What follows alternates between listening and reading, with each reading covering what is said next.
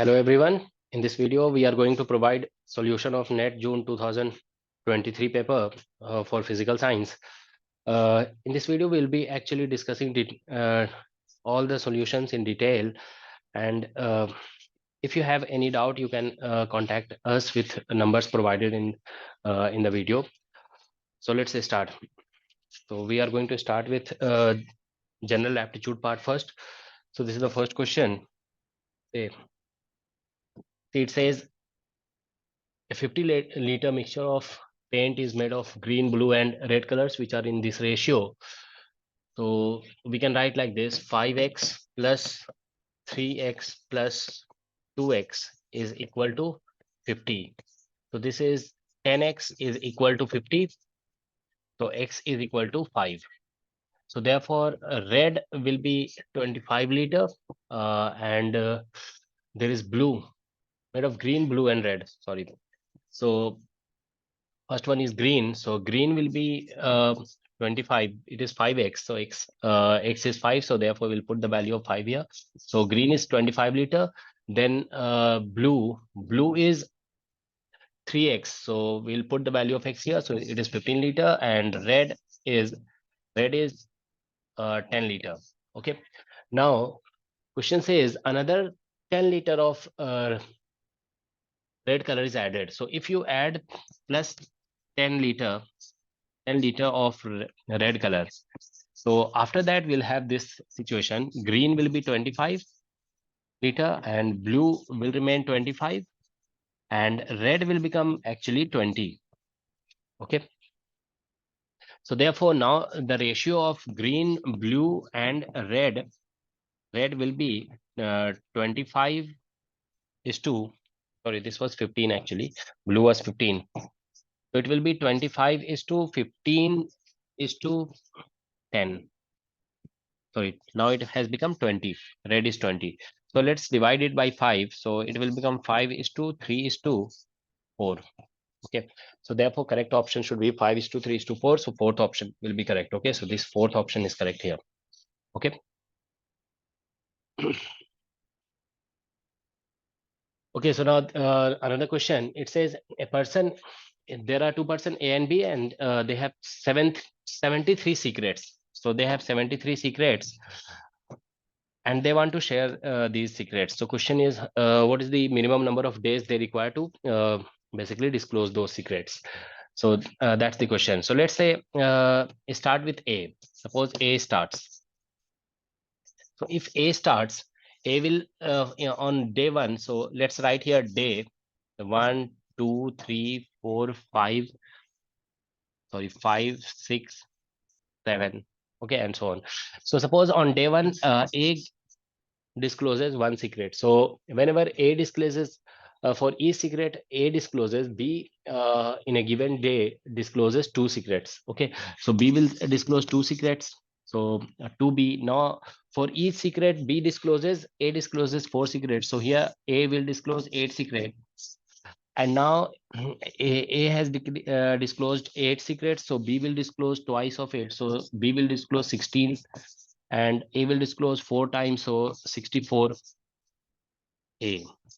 So question is, in how many days B discloses all his secrets? Okay, so 64 times 2, 128. So 128 B. So B discloses twice the number of secrets that A discloses. Okay.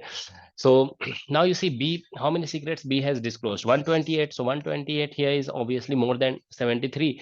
So we can say that in 6 days, B has disclosed all. So it took actually 6 days for B to disclose all his secrets. Okay. So here we can say that number of days taken is 6 days. Okay. Now, suppose B starts.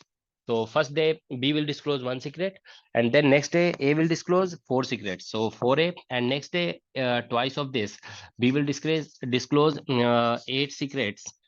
And now next day he will disclose 4 times of it. So 32 secrets. And next day B will disclose twice of it. So 64 B. So now you see, if you add B, number of secrets B has disclosed. So 64 plus 8, it is 72. 72 plus 1, 73. So here B has disclosed all his secrets in 5 days. Okay. So here number of days taken is 5. So therefore we can say that the minimum number of days in which B can disclose all his secrets is 5, 5 actually. So this one, this option, first option is correct. Okay, here. Now let's move to another question. It says a building has window sizes 2, 3, and 4 feet, and their respective numbers are inversely proportional to the size. So we'll say N1 is to N2 is to N3. These are the number of proposed windows. So that is inversely related to their size. So it will be 1 by 2 is to 1 by 3 is to 1 by 4. So that's the ratio. So this is the number of the windows and inversely related with their sizes. The question says there are total 26 windows. So therefore we'll say N1 plus N2 plus N3 should be equal to 26. So let's write it like this: x by 2 plus x by 3 plus x by 4 will be equal to 26. Okay. So now let's add the two. So this becomes 12. Here we get 6x and plus 4x and plus 3x. That is equal to 26. So now add all these things. So 13x divided by 12 is equal to 26. So you get from here x is equal to uh, we are getting 24. We have gotten 24. Now question says then how many windows are there of largest size? So this is the largest size. Largest size is 4 actually. So N3 we have to basically calculate N3. That is the number of windows of largest size. Okay. So N3 will be equal to x by 4. Here we had written x by 4. Okay. So x is, we have calculated 24 by 4. So it is 6. Okay. So therefore correct answer is 6 actually. Now it says in this question we have to calculate basically per capita GDP of the country. So per capita GDP is basically GDP and divided by population. Okay, so in year 2022 you have to calculate. So you can just see these are for ABC. So A, if you calculate per capita GDP, this is 324 and divided by population in 2022 is 16. For B, if you calculate B, so that is for B it is 2623 and population is 138, and for C it is okay 264 and divided by population is 22. So you can just divide and check which one is higher. Okay, so according to that you can arrange them. Okay, so I have divided that. Let me just tell you. See, just a minute. Yeah, so if you divide it, you are getting this 20.25. Yeah, this one here B, this is A, and this is for B you are getting here 19 point some 00, and for C you are getting here 12. Okay, so obviously per capita GDP is highest for A and then for B and then for C. So therefore question says here decreasing order. So decreasing order will be like this: A is greatest, then B, then C. So ABC is the correct answer. So therefore correct answer is first option. So here also option number 1 is correct actually. Okay, now let's move to another question. It says in a buffet, 4 curries ABCD were served. A guest was to eat any one or more than one curry, but not a combination of C and D. So C and D both cannot be taken together. The number of options available. So suppose a guest eats one curry. Okay, so number of, let's say, curries. Okay, so suppose a guest eats one curry, then it guest has option either A, B, or C, or D. These are the options. Okay, suppose guest eats 2 curries.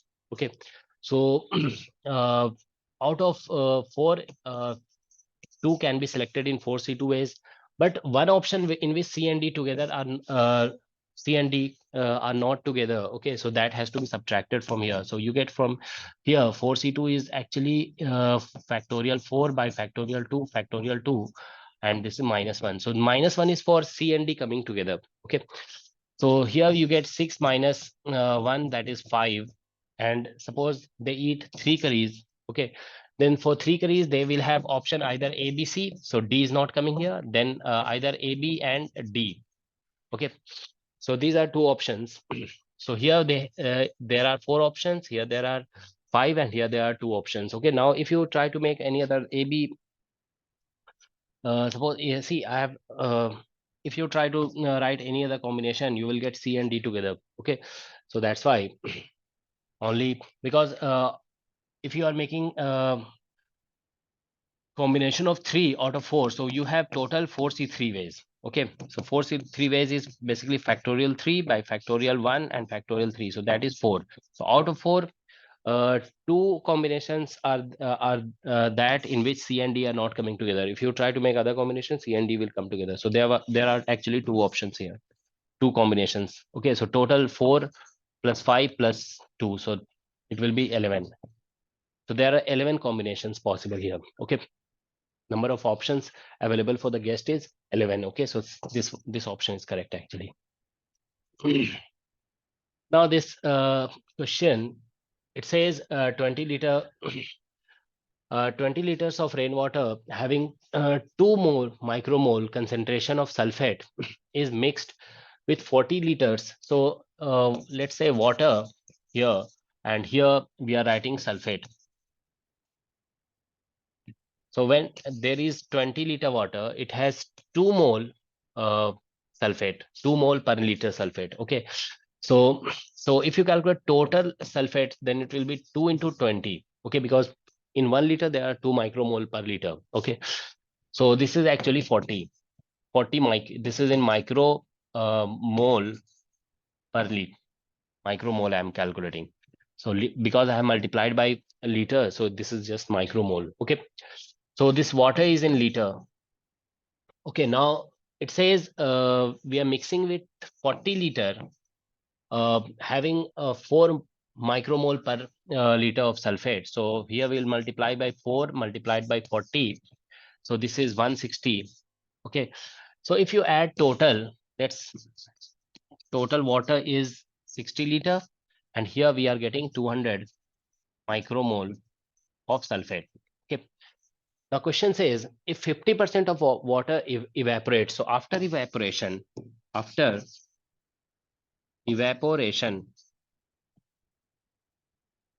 see after evaporation we have situation 50 liter of water has evaporated, so we will have 30 liter of water, but 200 micromole of sulfate we are left with. Okay, so therefore concentration after evaporation will be 200 divided by 30. This is micromole per liter. Okay, per liter. So we can write it as 20 by 3. This is 20 by 3. So 6 point something, 6.67. So that's the answer. Okay, so this is the fourth option is correct. Okay, so option number 4. So if 50% of water gets evaporated, then concentration per liter will be, this is in per liter, so that's why 50% after 50% evaporates, 30 liter of water will be left. Okay, but we are assuming that sulfate doesn't evaporate, so whole of the sulfate will remain here. Okay, all right, so now says which of these numbers are divisible by 489. See this A, you can write it as, this is like A cube plus B cube, so you can write it as 172. See, we have this formula A cube plus B cube is equal to A plus B, and then we have here A square plus AB and plus B square. But if you have A cube minus B cube, you have here minus, and sorry, here there is minus, and if you have minus and here you will have plus. Okay, so let's say in case of A we have 162 plus 327. Okay, and then this term will be there. Okay, so if you add this, okay, You get here, see, 9 and 8 and 4. 489 multiplied by a factor which will come from this one. Now for B, if you write, you will get A minus B. So A minus B is 612 minus 123 and multiplied by a factor which will come from A square plus AB plus B square. Okay. So if you subtract the two, this will give you actually 489 and multiplied by a factor. So A has a factor 489, B also has a factor 489. So therefore, both A and B are divisible by 489. So therefore, correct answer is both A and B. So this option number 1 is correct here. Okay. Okay, now next question. It says, if sound and thunder are heard 1 second after lightning was, so suppose there is cloud and there is person standing here, from here to here distance is suppose D. So lightning comes from here and sound also comes. So sound actually travels slower. So speed of light is y and speed of sound is x. So if you want to calculate time difference is given to be 1 second. See, time taken by sound will be more actually. So we'll write like this: d by x minus d by y. This is time taken by sound, distance upon speed. X is the speed here. Okay, and this is time taken by light. So this difference is 1 actually. So we'll take d common here, y minus x, and divide by x into y is equal to 1. So therefore d will be equal to xy divided by y minus x. Okay, so that is the distance. Okay, so what was the source of so that was to be calculated. Okay, how far it this source of sound and light was. So that is the answer. Okay, so therefore correct option will be second option. Second option is correct. Now moving to another question. It says, when a student of section A scored, when a student of section A scored 100 marks in subject is exchanged um, for a student in section B who scored 0 marks. The average in section A falls by 4. So let's say average in A was earlier A, and then after exchange it becomes A prime. So this difference is 4. Okay. Now, if we calculate average, so there was some sum in A, sum of all marks, plus one student who has scored 100 marks. Okay, and divided by, let's say n1, number of NA ऐसे लिख देते हैं NA, number of student. So this is sum of the marks of all student except that student who scores 100. So that I'm writing separately, minus. So here we'll get SA after exchange with B who has scored 0. So here we'll write 0 and NA, that is equal to 4. So if you subtract the two, you get here 100 by NA is equal to 4. So therefore, you cancel it. You are getting from here NA is equal to 25. So number of student in section A is actually 25. Now similarly for B, we'll write here average of B after exchange minus average of B before exchange. That is, it says average of B increases by 5. So here, now there will be sum of marks in B. So when a student of 100 marks is exchanged, sum will increase by 100. Okay. Now divided by number of student in B minus earlier sum of marks in section B will be SB, and plus there was a student who scored 0 marks, and divided by number of student in B, that is equal to 5. Okay. So let's subtract the two. So we are getting 100 divided by number of student in B, that is equal to 5. So cancel it out. You get NB is equal to 20. So therefore, we see that number of student in A minus number of student in B is equal to 5 actually. Okay, because here we got 25 and minus 20. So number of student in A is actually more than number of student in B by 5 actually. So therefore, correct answer will be A has 5 more student than B. So therefore, option number 2 is correct here. Okay, this option. Now let's discuss this one. It says there is a jar which is 3 liter. So it is 3 liter jar, and now we have a 1 liter jar, and now another jar is of 4 liter. So this is 4 liter. So now question is the minimum number of all. So these are all ungraduated. Okay. So no marking of liter is given. Okay. So the minimum number of pouring required to ensure 1 liter in each bottle. Okay. So 3 liter is contained in this. Okay. Uh, Now this 3 liter of liquid is to be transferred into these two also. So this should contain 1 liter and this should also contain 1 liter. So what we'll do, you put 1 liter, fill it completely. Okay, so it will have 1 liter, and then you transfer this to this one. So this is pouring number one, and then this is pouring number two.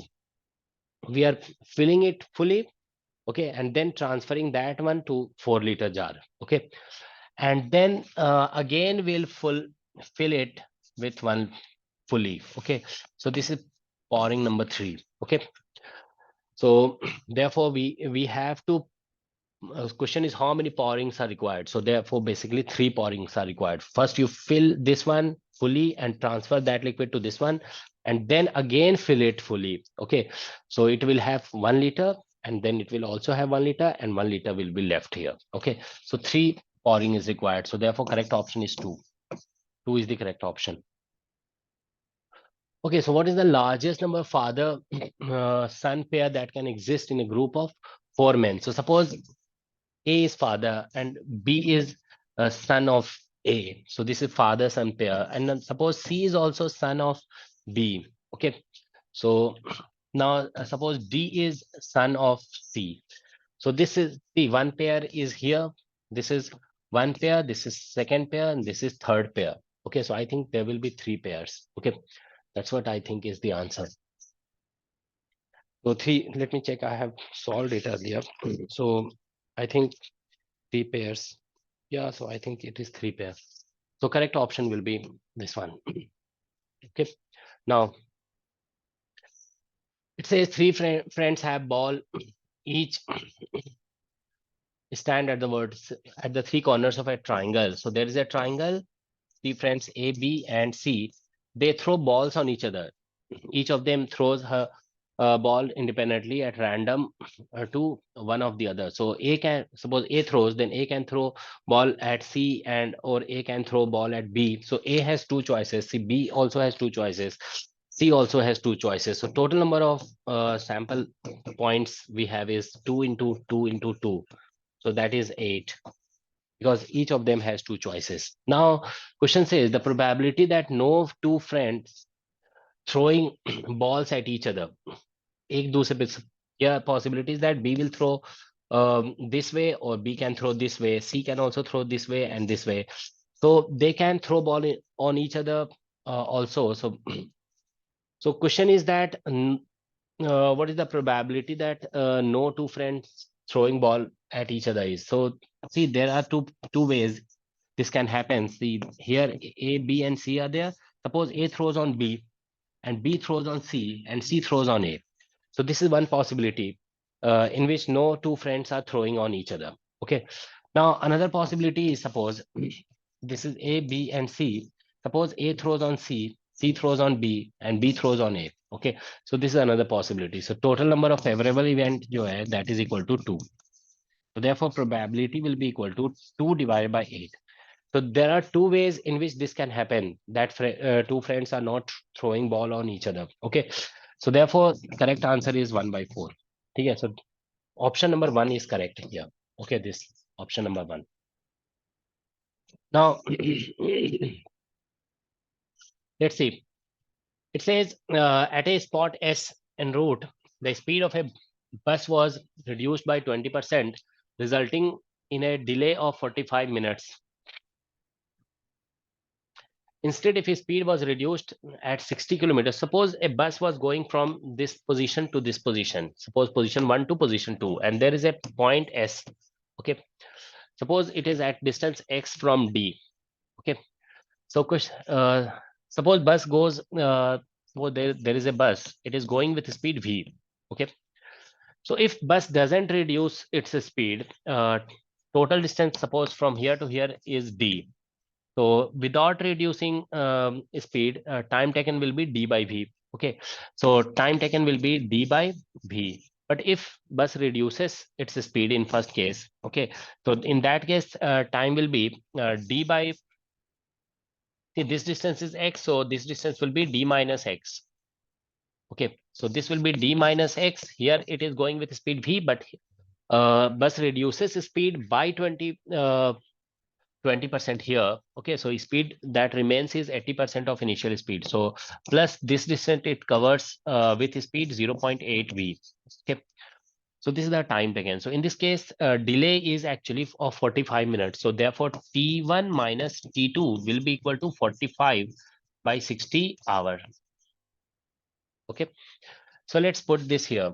Okay, so here we have gotten T1 is d minus x and divided by v plus x divided by 0.8 v, and minus we have d divided by v, that is equal to 0.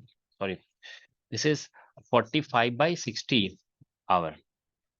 Okay, so we can do some cancellation if we want. So let us call it equation number 1. Okay, now, so question is original speed we have to calculate. Now it says instead if speed were reduced 60 kilometer after s. So if speed is reduced 60 kilometer after s, so in that case this bus will travel a distance d minus x plus 60. So here this distance is 60. So in that case it will travel with speed d minus x plus 60. This much distance is it will travel with speed v. Okay, so in that case, distance d minus x plus 60 will be traveled with speed v plus remaining distance. So remaining distance will be x minus 60. Okay, that will be traveled with speed 0.8 v. So in that case, delay is how much? 30 minutes. So this will be 30 divided by 60. Okay, this is equation number 2. So let us subtract these two equations. See, if we subtract, sorry, and there will be a term, see, d by v also, because we are calculating delay. So this is the time taken, and when we are subtracting it, d by v from it, then difference is the difference of the two time is actually delay. Okay, so that's what we have here. So let's take the difference. So if you take the difference 1 minus 2, we'll get here, see, d minus x by v, this will cancel out, and from here x divided by 0.8 v, that will also cancel out, and d, all these things will cancel out. So what remains here is this one here. So all these terms are cancelling out. Here you will be left with this is 60 by v minus 60. This is 60 by 0.8 v actually, 0.8 v, and they are 60 by v, that is equal to, this side we are getting 45 minus, so this is 15 by 60. Okay, that's what we got. So let's take LCM here. So 60 is common, and we will get here 60 by v is common, and this is 1 minus 0.8 divided by 0.8, and that is equal to 15 by 60. That's what we get. So this becomes actually 0.2 actually, and when you cancel it with, it becomes 4. So we are getting here 60 by v and multiplied by 1 by 4, this term gives, that is equal to 15 by 60. So this is 15 and 15 cancel out, so you get here 1. So when you cross multiply, you get 60. That's the answer. So this is the original speed, 60 kilometer per hour. Okay, see, time taken was time difference was given in minutes. So because answer was given in kilometer per hour, so that's why we changed this time into hour by dividing it by 60. Okay, now let's move to another question. See, it says sum of the internal angles of a regular octagon. See, sum of angles is actually, sum of angles is actually equal to n minus 2 and multiplied by 180 degree for a regular polygon. Okay, so here you see there are octagon, so it is 8 minus 2 multiplied by 180. So this is 6 into 180. So if you multiply it, you will get, I think, 1180. Okay, so therefore second option is correct, degree. Second option is correct. Okay. Now this one, see in this triangle, we have to find, sorry, in this figure, we have to find angle BAC. So it is this one actually. See here, this is B, this is A. So here we will connect like this, BA and C, BAC, this angle. So here we get a triangle. This is BAC. We have to find this angle. So this angle is supposed theta. This is radius R, this is radius R, and this is also radius R. So if you apply sine theta here, see, if you sine theta, then sine theta will be just P by H. So R divided by 2R. So that is 1 by 2. So therefore theta will be equal to 30 degree, because sine 30 is 1 by 2. So theta is 30 degree. Okay, that's the answer. Okay. Now, moving to this question, it says price of an item is increased by 20% of its cost price and is then sold at 10% discount. See, it says there is an item, suppose its price is X. The question is what was cost price? So suppose its cost price is X, then it is increased by 20%. So 20% means you 0.2x, you add 0.2x of cost price and then sold at 10% discount. So 10% discount means you are selling it at point at 90% actually. So 0.9. Okay. For this is 2160. Okay. So value of x we have to calculate. So x will be equal to 2160 divided by 1.2. Okay. This is 1.2 and divided by 0.9. Okay. So that's what we have to get.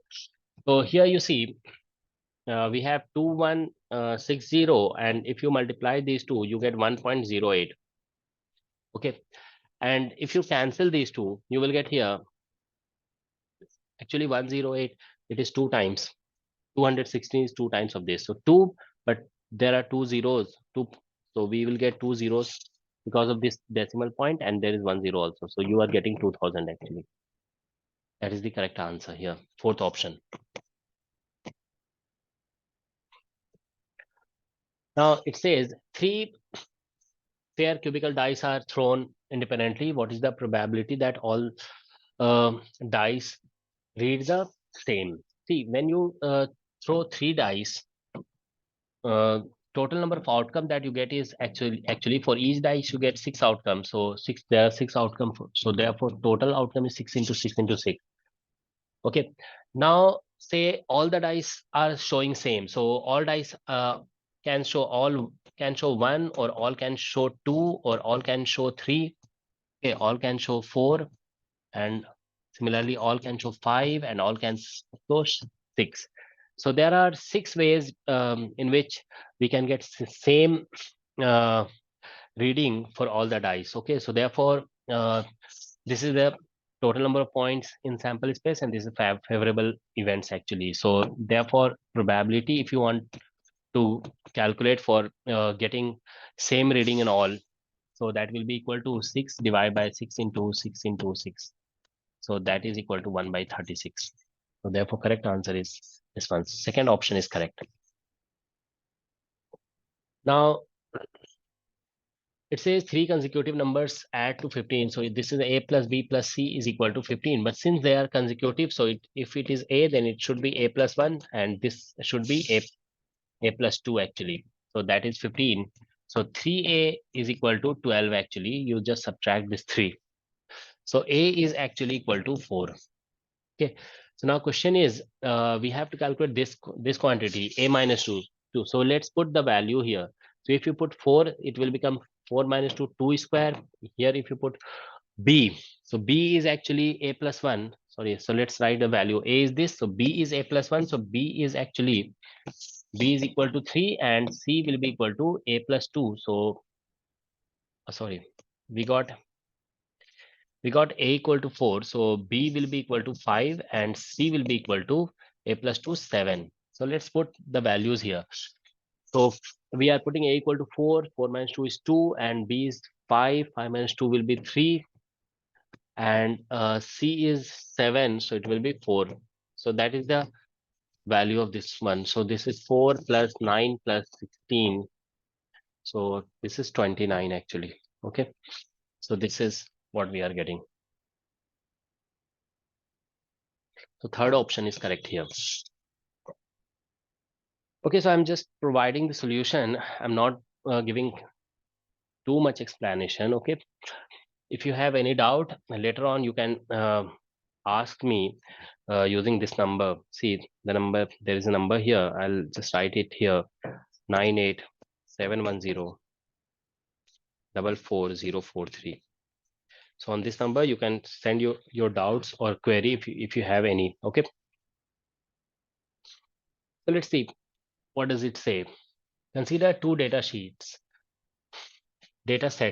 A and B, each with three observations. Okay. Uh, such that both data sets have same median. Which of the following must be true? So there are two data sets and they have same median. Suppose we have suppose one data set is 1 3 5. So the second one can be 2 3 and 7. Okay.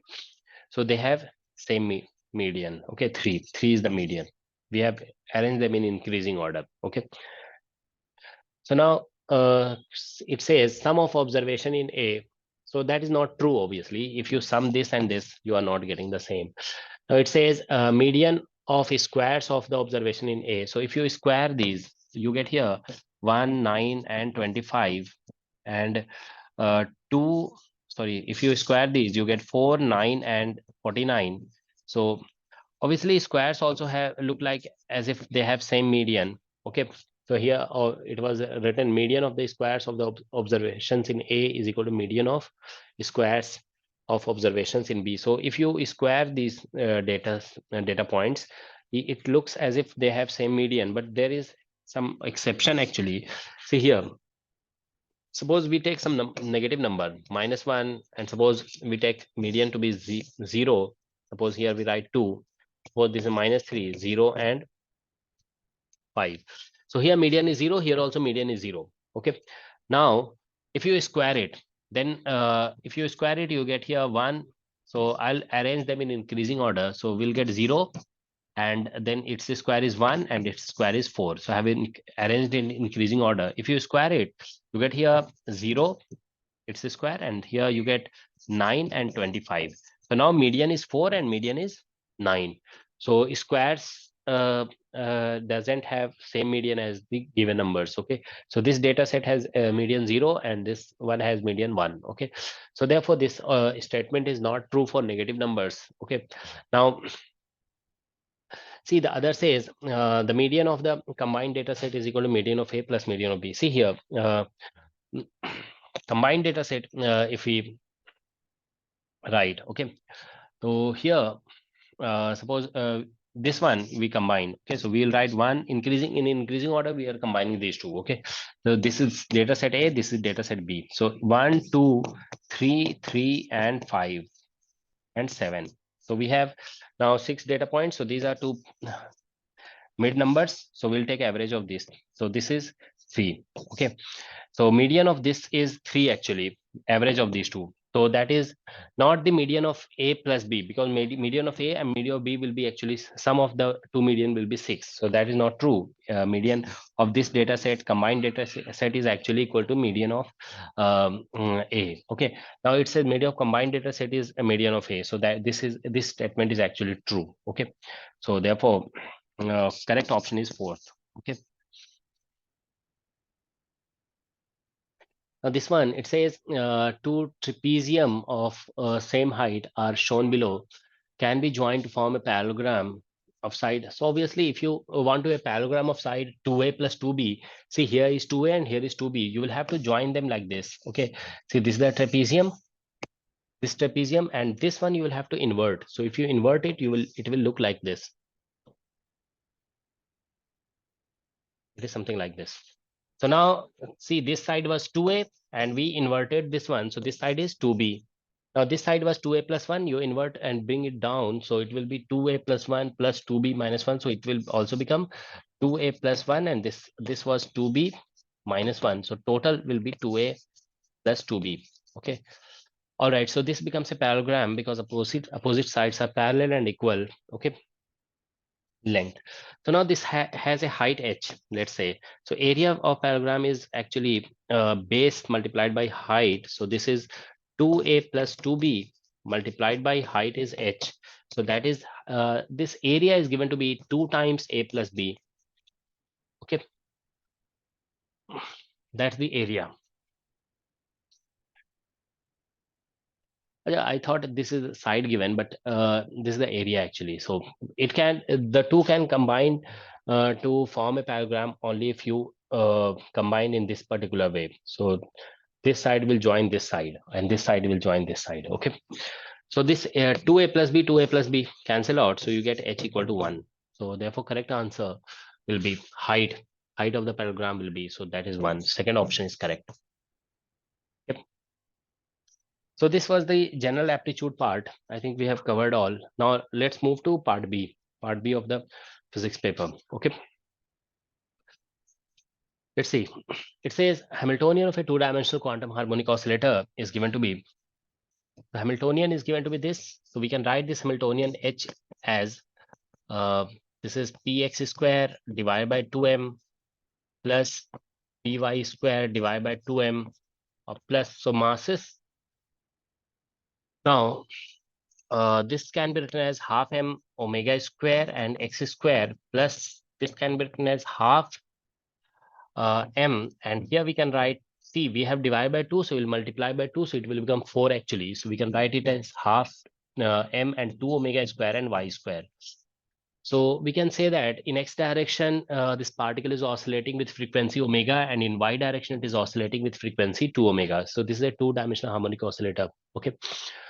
So energy of this degeneracy of this energy level we have to find. So if you write its energy, you will get here something like this: h cross omega x, and here you have nx plus half, and then h cross omega y, and then ny plus half. This is the energy. Okay. Now let's put the given energy. So let's first write the omega. See, h cross and given energy is 27 h cross omega by 2. And here we are writing h cross and omega x is omega. See here omega, and omega y is 2 omega. We'll write here nx plus half, and here plus h cross omega y. Omega y is actually 2 omega. And here we have ny plus half. Okay. So h cross omega will cancel out from both sides, and let's multiply by 2. So you will be left with h27 here. And if you multiply by 2, you get here 2nx plus 1, and plus here you get 4ny and plus 2. That's what we are left with. We have multiplied with 2 both sides. Okay. So now you see here 1 plus 2, 3, and you subtract 3 from both sides. So you get 24 here.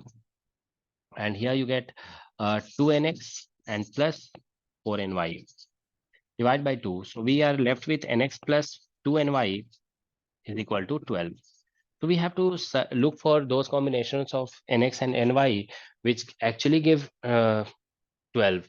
So let's write here nx and ny, and we have to get nx plus 2ny is equal to 12. That is the target. We have to get this.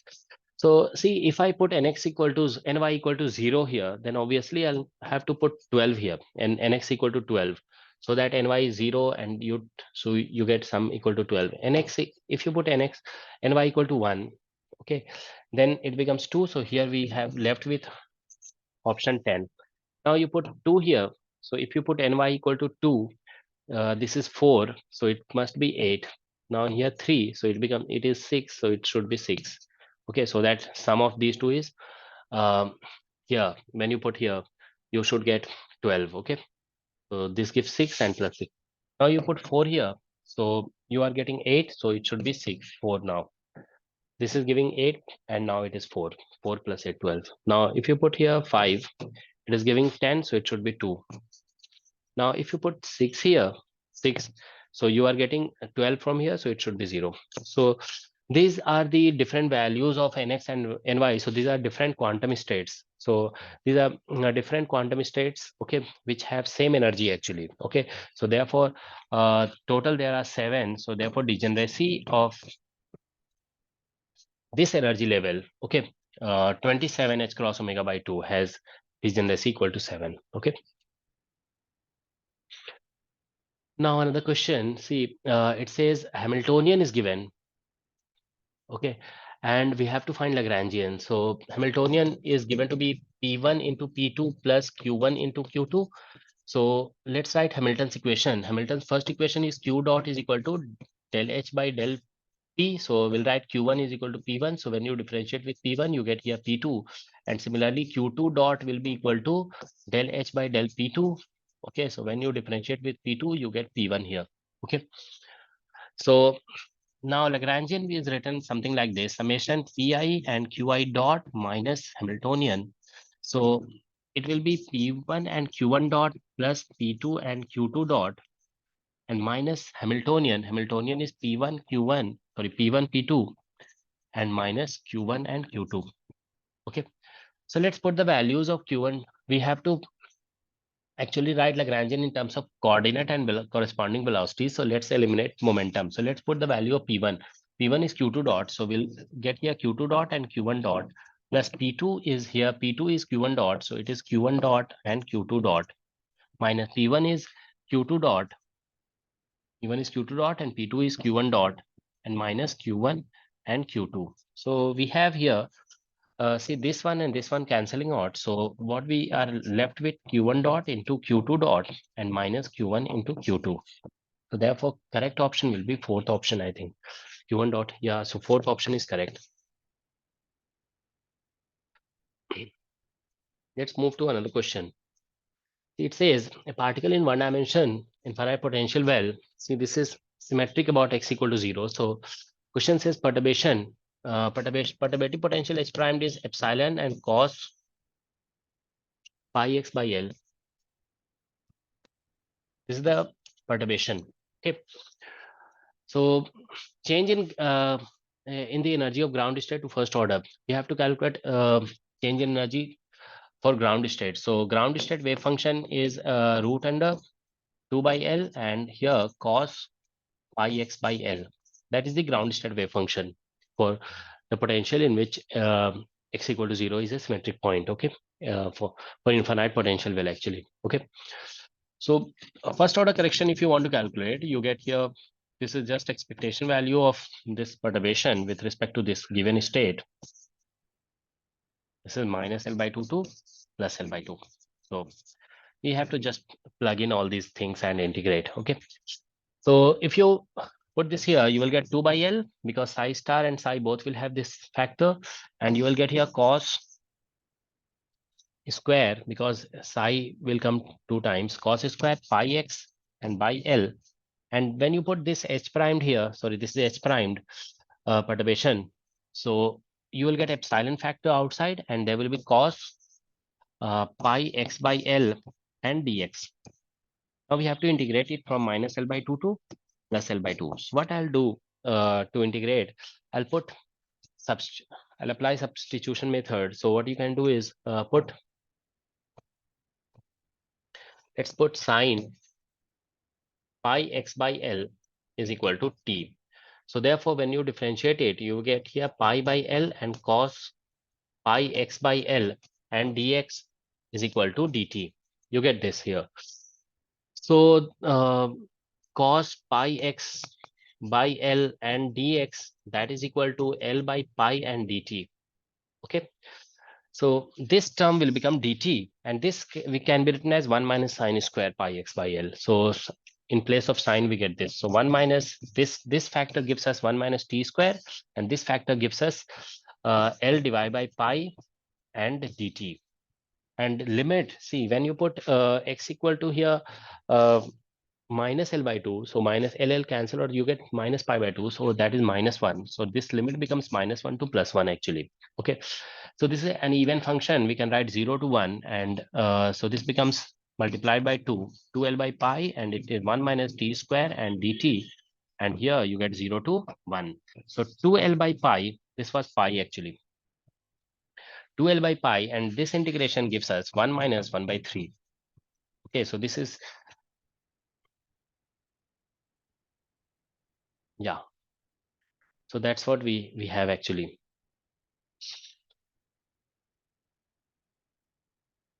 Have I made some mistake?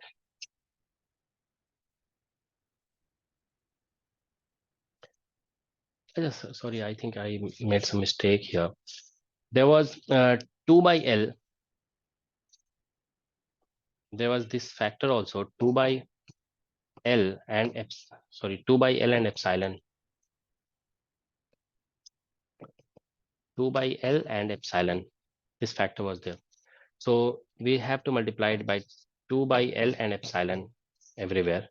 So let's multiply here 2 by L and epsilon. Yeah. So L and L will cancel out. Okay. And when you take LCM, you get here 2 by 3. So there are 3 2's. So that gives you basically, so this is a first order correction to energy. So this is 8 and there is epsilon and there is pi factor. So we are getting 8 epsilon by, and sorry, there is 3 also in the denominator. So 3 pi. So therefore correct answer is this one, third option. So third option I think is correct here. Okay. Moving to another question. See, it says single particle energy of system of n interacting fermions is given like this. This is En is equal to n square and E0. That's what we have. So ratio of E Fermi energy, EF Fermi energies for fermions of 3 by 2 is, and spin 3 by 2 and spin 1 by 2. See, spin, if spin is equal to 3 by 2, so it has degeneracy is of each level with, because of the spin will be actually 4, 2s plus 1. 2s plus 1, so it will have value 4.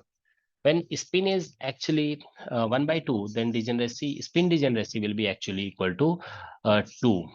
You put s equal to 1 by 2 here, you will get 2. Okay. So therefore, in this case, each energy level will, when spin is 3 by 2, each energy level will contain 4 electrons. For all will have different ms values. Okay, this will have, suppose, ms value minus 3 by 2, this will have minus 1 by 2, this will have 1 by 2, and this will have 3 by 2. So all will have different ms values. Okay, so if s is 3 by 2, then ms, there are, these are the ms values. Okay, this is ms. Okay, so these are the ms values. So each level can be occupied by 4 electrons. Okay, in this case, when s is equal to 1 by 2, okay, each level, uh, here ms will be 1 by 2 and here it will be minus 1 by 2. Okay, so there are 2 electrons occupying one energy level. Okay, so now we have to calculate. So see, there are n electrons. So if each electrons are occupying sorry, each energy level is occupied by 4 electrons, so number of energy level here, okay, the highest level, okay, nf, and highest, if we calculate here, this will be actually equal to n by 4, because n electrons will be distributed among sorry, each energy level is occupying 4 electrons. Okay, so suppose there are total n energy levels, so n multiplied by 4 will be equal to capital N. Okay, in this case, n highest, n, if we calculate highest, so in this case it will be n divided by 2. Okay,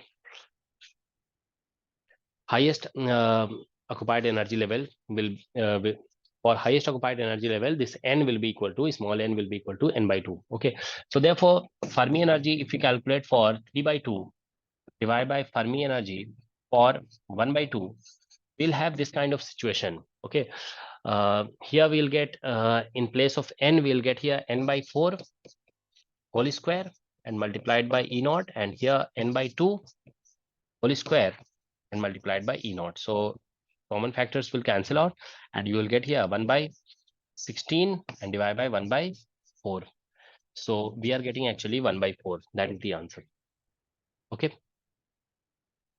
So each energy level is actually in this case occupying 4 electrons. Okay, so number of energy level, if you want to calculate, so you just have to divide the n by 4. So that will be the number of energy level. So highest, for highest energy level, okay, n will become equal to n by 4. That's the answer.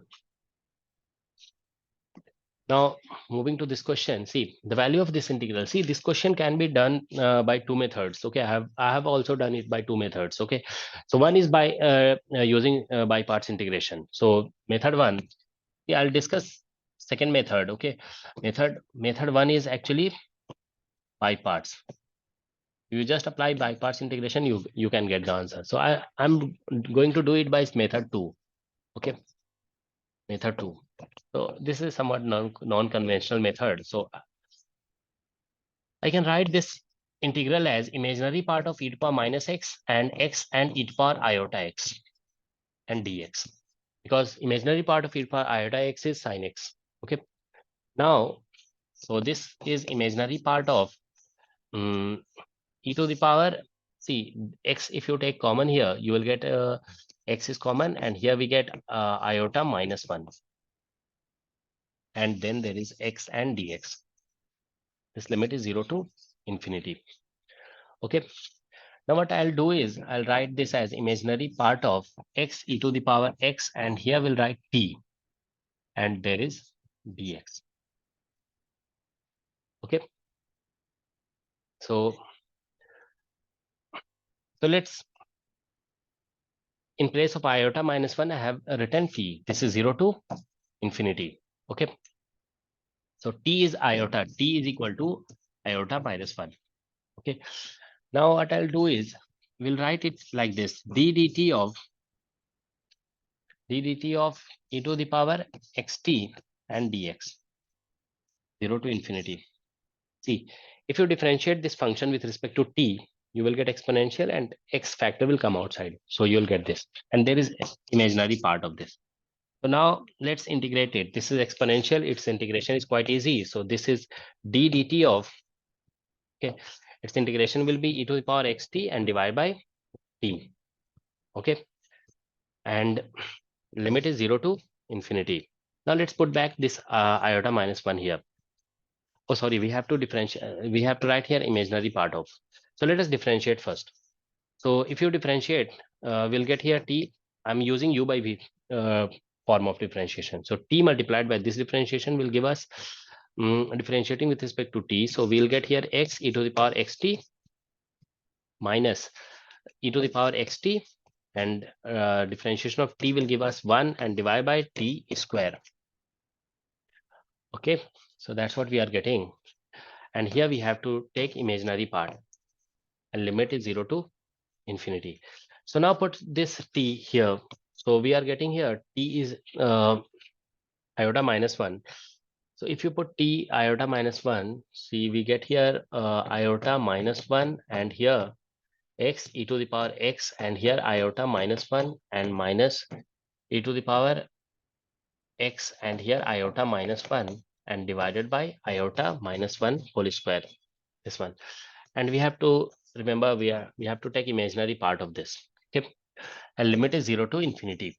See here. So now what you do is put upper limit. So because of the presence of this minus 1 term, we have a term e to the power minus x. So when you put x e to the power minus infinity, this term becomes 0, this also becomes 0. So when you put a lower limit, this, because of presence of this x term, this term becomes 0 and this becomes 1. So finally you get actually imaginary part of, this is equal to imaginary part of 1 by iota minus 1 whole square. Okay, we can write it like this: imaginary part of iota. So this is iota minus 1. So we can multiply it by iota plus 1 in numerator and denominator. So you'll get iota square minus 1 square, and it's whole square. See, this is square I'm putting here. Okay, whole square. And we multiplied numerator and denominator with iota plus 1. Okay.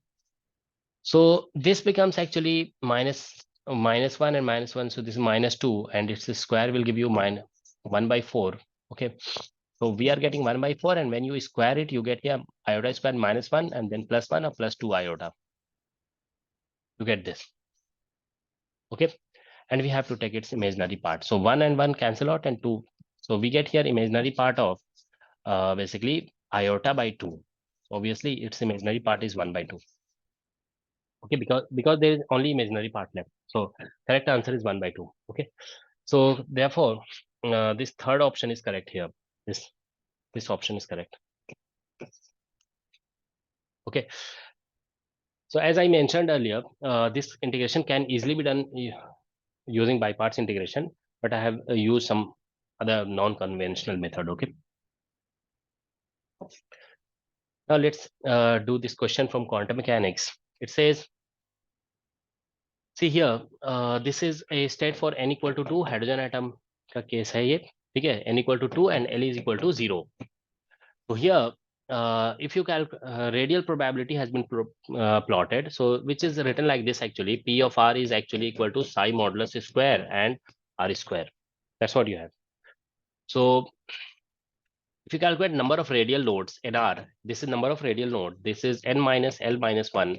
Okay, so n is 2, L is 0, and so this is 1 actually. Number of radial node is 1. That means apart from R equal to 0, at R equal to, because of the presence of this term, this is the probability that we are plotting here. Okay, P is actually psi modulus square and R square.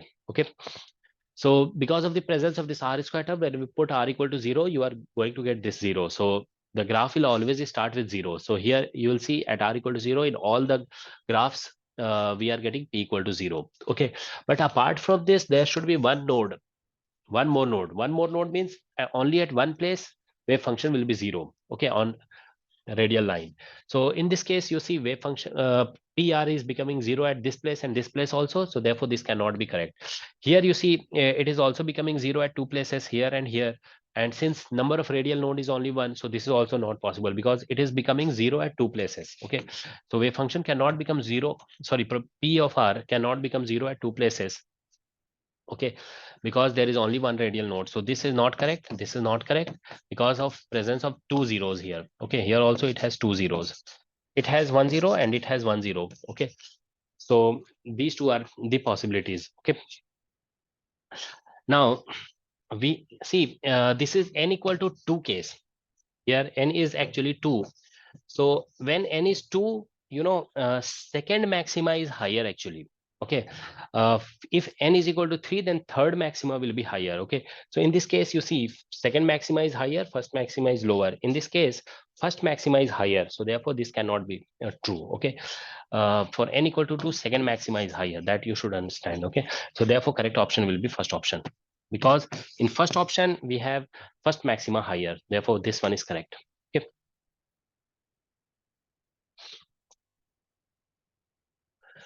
Now this one, it says energy levels to each electron in a system of n electron is given to be this. This is the energy of each energy level. Okay, n into E naught.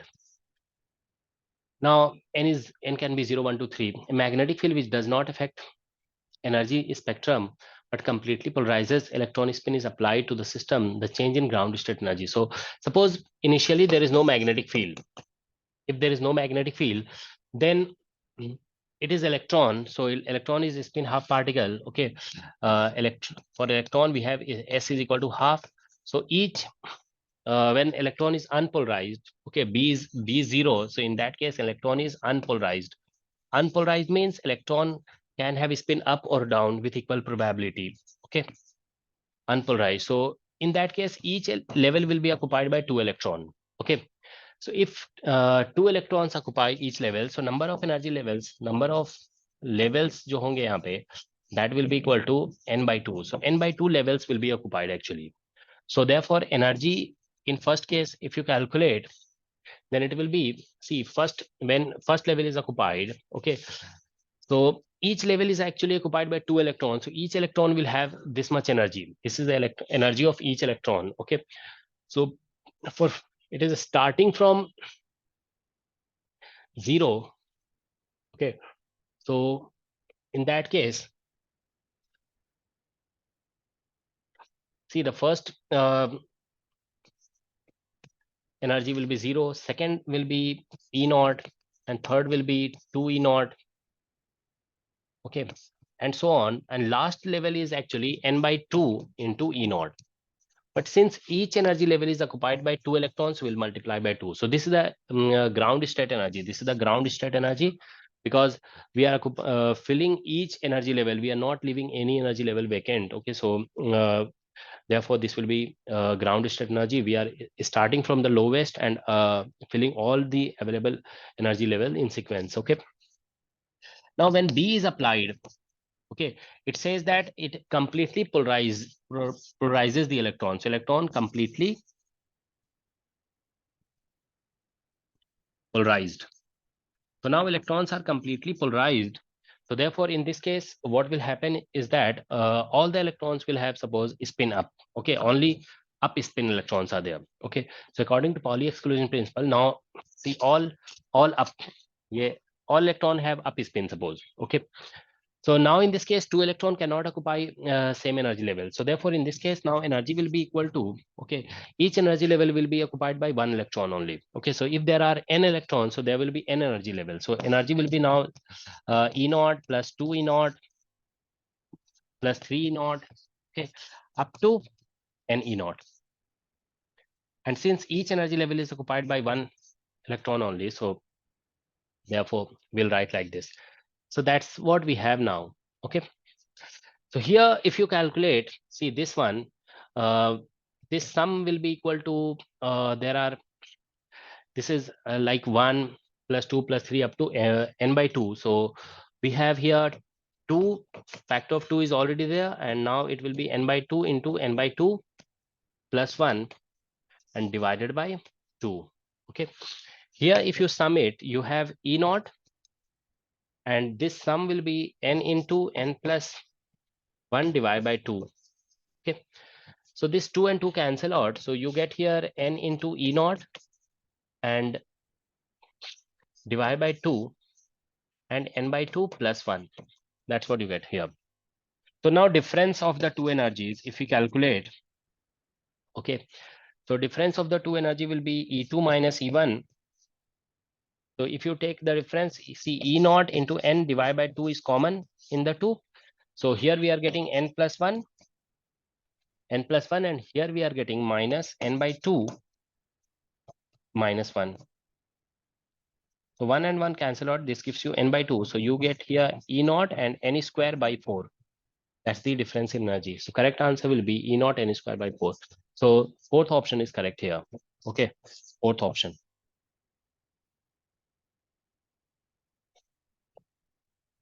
Moving to another question. See, dispersion relation for non-interacting boson is given. Okay, this is E is equal to some C and K to the power half. Okay. The question is leading dependence of specific heat on temperature is at low temperature. So actually specific heat is found to depend uh, on temperature like this. This is T d to the power S, where D is dimension or S is the power of K in dispersion relation. So here it is two dimensions. So we'll get here T to the power D is 2 and S is this factor. This factor we will call S. So this is 1 by 2. So therefore we get actually proportional to T to the power 4. So therefore correct answer will be this one. Option number 1 is correct. Okay. Now this is a question from classical mechanics. It says there is elliptical orbit. So minor axis of Earth's elliptical orbit. See, this is Sun and this is the minor axis. This is the major axis. Okay. So minor axis divides this orbit area into two halves. Eccentricity is given to be this much, 0.0167. So difference of time spent in two halves is closest to. See here, what actually happens is that when planet is moving from here to here in first one half, its speed is higher. Suppose here time taken is t1, and when it moves from here to here, something like this, its speed is lower actually. So time taken is t2. So obviously t1 will be less than t2 because here speed is higher. So it will cover this distance in a smaller time and here it will take longer time. Okay. So t1 is actually less than t2. So we have to find t1 minus t2 is what? This we have to find. So to find this, what we'll do is we know that according to Kepler's law, aerial velocity of planet around the sun is actually constant. Okay, so let's say when it goes from here to here, see this will connect its position with sun. So this is the radius vector. So it covers actually this area. This area I'll call A1. And when so position vector sweeps actually this area, which is A1. And when planet goes from this position to this position, it sweeps this unshaded area. Okay. Now let's say minor axis is B, eccentricity is E, this major axis is A, then this distance is actually E into A. Okay. So therefore, let's say this area is A1 and this unshaded area is A2. So according to aerial velocity is constant, according to planetary motion, Kepler's second law. Okay, so we have aerial velocity constant. That means A1 by T1 is equal to hoga A2 by T2. So A1, this area we have to calculate. So this will be pi AB divided by 2. See this pi AB divided by 2 is this half ellipse area, and subtract area of this triangle from this half ellipse area, so we will get A1. Okay, so this area will be equal to 1 by 2 into base. This base is 2b, or into height, this height is E into A. Okay, and this is T1 is equal to this area we have to calculate. So again, half ellipse area plus this triangle area. So half ellipse area is pi AB and divide by 2, and triangle area is 1 by 2 into base into height. Okay, so that is the area of triangle, and divide by T2. That's what we have gotten. So from here we get T1 divided by T2 will be equal to, see, common factors we can cancel. AB and 2 is common. Okay, so we can cancel all these factors. So we will be left here with pi. See, we are writing T1. So I have taken T1 here. So this divided by this will get. So pi minus 2e and divide by pi plus 2e. That's what we are getting. So let's apply componendo dividendo. We will get T1 minus T2 and divide by T1 plus T2 is actually equal to, so I have written numerator minus denominator. So here if you do numerator minus, I made some mistake, I think. We have to calculate, sorry, T2 minus T1. T1 is less, so we will have to calculate opposite, T2 minus T1. This we have to calculate. So let's write like this, T2 minus T1 and divide by T2 plus T1. So basically I have written numerator minus denominator. So numerator minus denominator, if you calculate, you will get 4e. And here numerator plus denominator. So I have written denominator minus numerator. Okay. Okay. So denominator minus numerator, if you do, you get 4e, and denominator plus numerator, you get 2 pi here. Okay. So T2 minus T1, that is the time difference, and T2 plus T1 is the total time of this and time of this. So that is 365 days actually, because in 365 days, Earth makes one revolution around the sun. And this is, if you do cancellation, you get 2e and divide by pi. So therefore, time difference is T2 minus T1, and that is 2 divided by pi and multiplied by eccentricity. Okay, eccentricity is 0.0167 and multiplied by this 365. 365. So you can just multiply these, and if you do that, you will get, I think, the first one. Okay, you will get here T2 minus T1 is equal to 3.9 days. That's what you'll get. So option A is correct. You just have to multiply this. Okay. Okay, so now let's do this question. This is also a question from mechanics. It says trajectory is given in polar coordinates. See, r is given to be this much, and theta is given to be this. So we have to see whether AR is less than 0, AR is greater than 0, and all that. Okay, so let's see. AR, see, AR is radial acceleration. It has formula r double dot minus r theta dot square. If you calculate r double dot, see, r is given to be there. So you will get here beta square r naught and e to the power beta t minus. If you calculate theta dot, you will get omega. Theta dot is actually omega. That is, this one is theta dot. This is theta dot is given to be omega. So we can write here, this is r naught e to the power beta t, and here we get omega square. Okay, so we can take r naught e to the power beta t common, and we get here beta square minus omega square. Okay, now So obviously, if beta is greater than omega, we'll get AR greater than 0. If beta is less than omega, we can get AR less than 0. So both these are possible. Okay. Uh, but if we get beta equal to omega, then we'll get AR equal to 0. So question says AR is greater than 0 for some choices of parameters. So that is actually true. These are also true. But it says that AR is less than 0 at all time, irrespective of the values of the parameter. It says irrespective of the values of parameter. That is not true. Okay.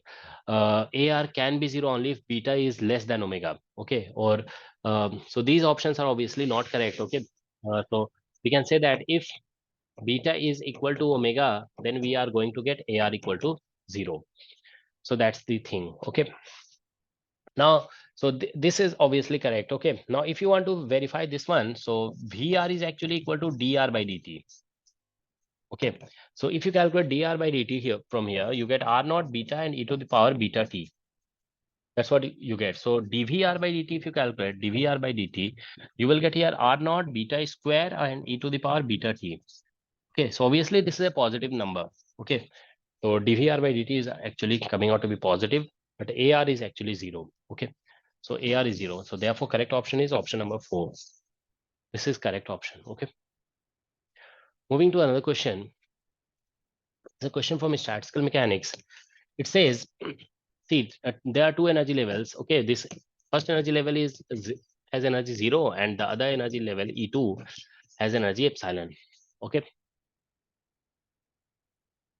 so question says these two energy levels are available to n non-interacting distinguishable particles. Okay, so this energy level is actually double degenerate. So I'm writing here, I'm showing two energy levels at epsilon. Okay, it is doubly degenerate. Okay, now there are n particles, and these particles have to be distributed among these two energy levels. Suppose n1 number of particle goes to energy level E1, and n2 number of particle goes to energy level E2. Okay. Now, since if U is the energy of the system, so therefore obviously n1 E1 plus n2 E2, that should be equal to U. Okay. So n1 and E1 is actually 0, n2 and E2 is epsilon, so that is U. So we can say that n2 is actually equal to U by epsilon.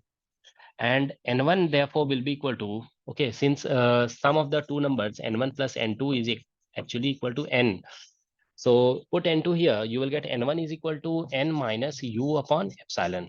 Okay, so now, so there is a restriction. Okay, n2 number of particle must be put in second energy level, and n1 number of particle must be put in first energy level to get total energy equal to u. Because total energy is given, so we have to use this restriction. Okay, but since particles are distinguishable, so there are various number of ways by which n1 number of particle can be put here and n2 number of particle can be put here. So that gives us some microstates. So let us calculate number of microstates possible here. Okay, see, out of n particle, we have to somehow select n1 number of particles in level 1. So obviously, once you select n1 number of particle, n2 number of particle get selected for upper energy level. Okay, so that's the situation. But so we have selected n1 number of particle. Now jointly here we have n2 number of particles. So for n2 number of particle, there are two choices. Okay, each particle, okay, can be either in this energy level or this energy level. Okay, because these two are degenerate. Okay, upper energy level is doubly degenerate. So for each particle there are two choices. So we have again 2 into n2. Okay, number of possibilities here. Okay, so n2 number of particle. Okay, each particle has two choices. Okay, it can be in this state or this state. So total number of microstates will be equal to this much actually. Okay, so here we'll write like this. This is factorial n divided by factorial n1, and n minus n1, factorial. So n minus n1 can be written as n2. Okay, and this is 2 to the power n2. So this is n factorial divided by n1 factorial and n2 factorial. And here we get 2 to the power n2. Okay, so this is the number of microstates. So therefore entropy, if you want to calculate, this is Kb and ln omega. So we get here kb is common, and here we get ln n factorial minus ln n1 factorial minus ln n2 factorial minus, sorry, plus we get here n2 multiplied by ln2.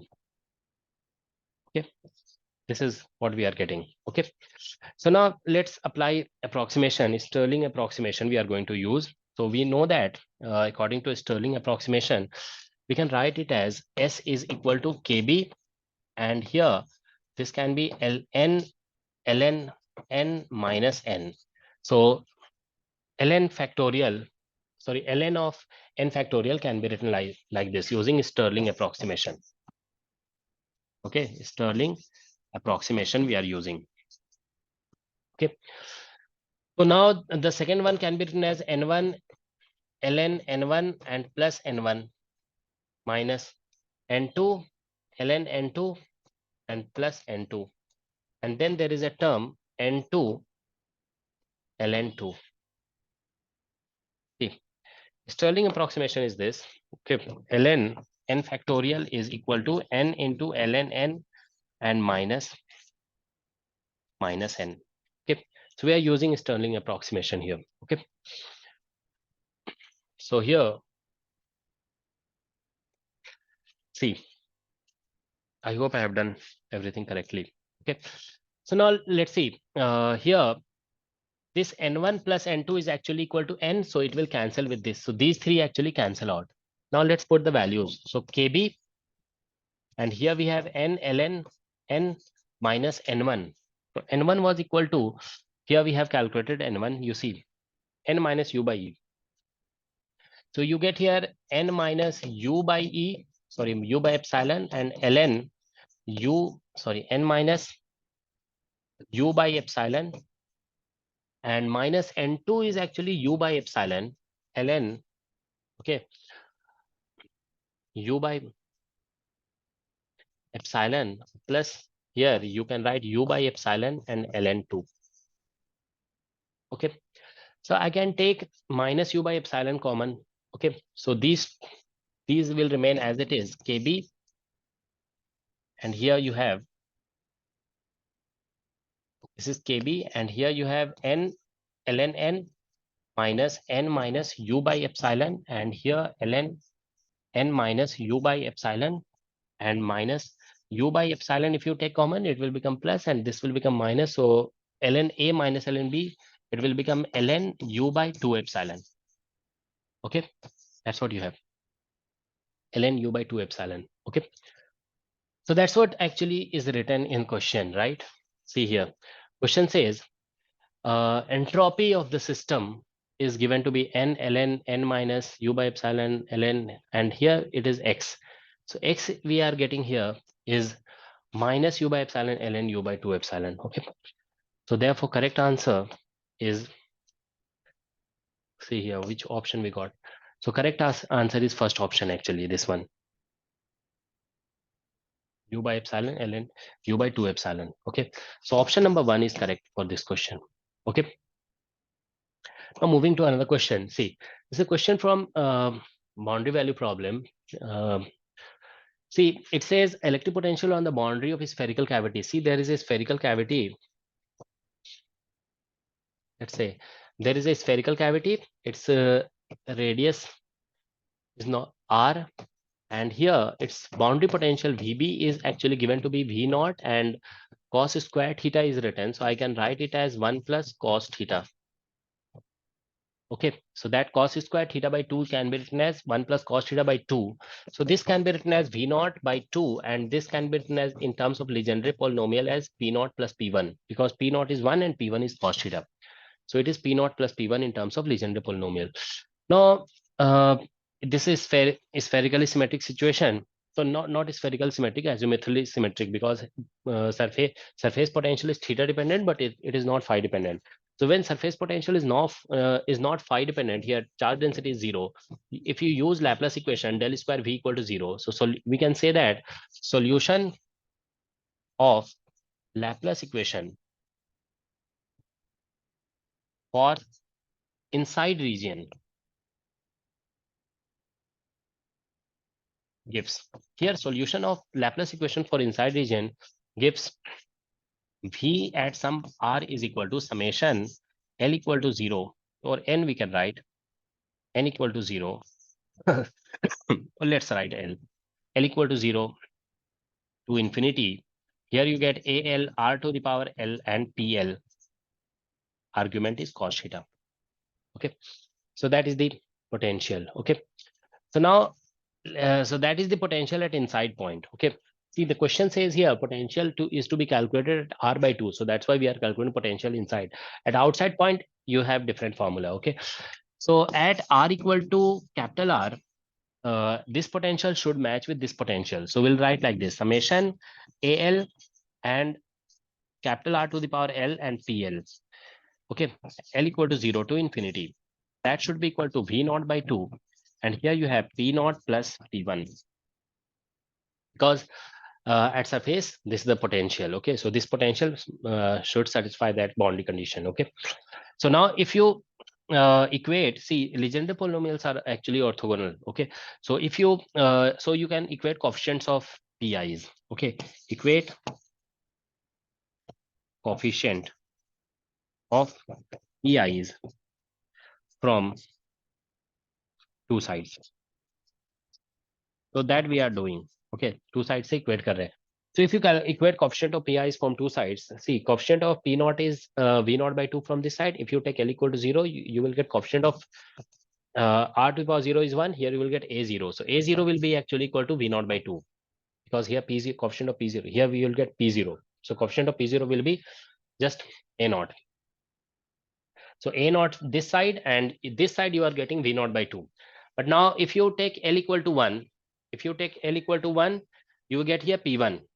Okay, so P1, here you get P1, and so what you are going to get actually, if you put L equal to 1 here, you are going to get here A1 and R to the power 1. Okay, and this side you are going to get V naught by 2 again. So A1 is actually equal to V naught by 2 R.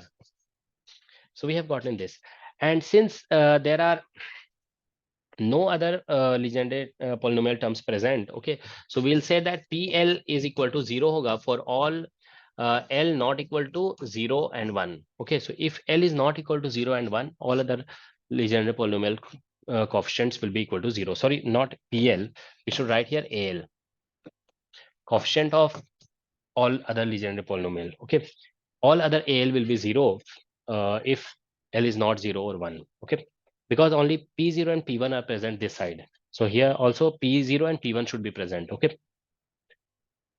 All right. So now we have gotten the coefficients here in potential. So we'll put back these coefficients here. So let's go to another slide. See here potential, we are writing V at R is equal to summation L equal to 0 to infinity AL and R to the power L and PL. So therefore, when you do summation, you will get A0 term, and here when you put R equal to L equal to 0, you get 1 and P0 plus A1 and R to the power 1 and P1. That's what you are going to get. So A0 we have calculated, that is actually V naught by 2. P0 is 1 actually. A1 we have calculated V naught by 2R. And here R and P1 is cos theta. Okay, P1 is cos theta. So let's take V naught by 2 outside. Here we get 1 plus R by capital R and, sorry, 1 plus R by capital R and cos theta. Now at R equal to R by 2, we have to calculate potential. So V at R equal to capital R by 2 will be equal to, let's put capital R by 2 here. So V naught by 2, and here you will get 1 plus 1 by 4 cos theta. Okay, so that's the answer. This is the correct answer. So therefore correct option will be first option. Okay, so option number 1 is correct. Now moving to another slide. See, in this case, some error is to be calculated fractional error. So actually fractional error, if you calculate, it will be delta E by E we have to calculate. So that is root of delta H E. All these terms are given. Mobile is ringing. So here we'll get delta H by H whole square and delta M by M whole square plus delta V by V whole square and so on. Because all this actually here question is that E is efficiency for calculation of, let me just read once the question. It says a DC motor is used to lift a mass M to a height H from ground. So electric energy delivered to the motor is VIT. So the efficiency of the motor is the ratio between work done by the motor and the energy delivered to it. Okay, so work done by motor is actually mgh and energy delivered to it will is actually vit. See, all these terms have coefficient 1. Okay, so that's why error, fractional error will be equal to this much. Okay, the g, there is no error for g given. Okay, so for mh v, we will have delta v by v here whole square and plus then we have delta I by I whole square. Okay, and plus there is term delta t by t whole square. So now you plug in all the values. Okay, we'll get here. See, delta h, this is 0.01 by 1 whole square plus delta m. If you calculate delta m, this is 0.02 and divide by 2 whole square plus delta v.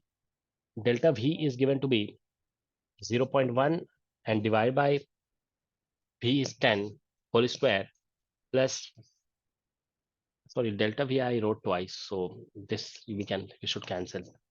Okay, and then delta I, this is 0.02 by 2 whole square plus delta t. Okay, delta t is 15 divided by 300 whole square.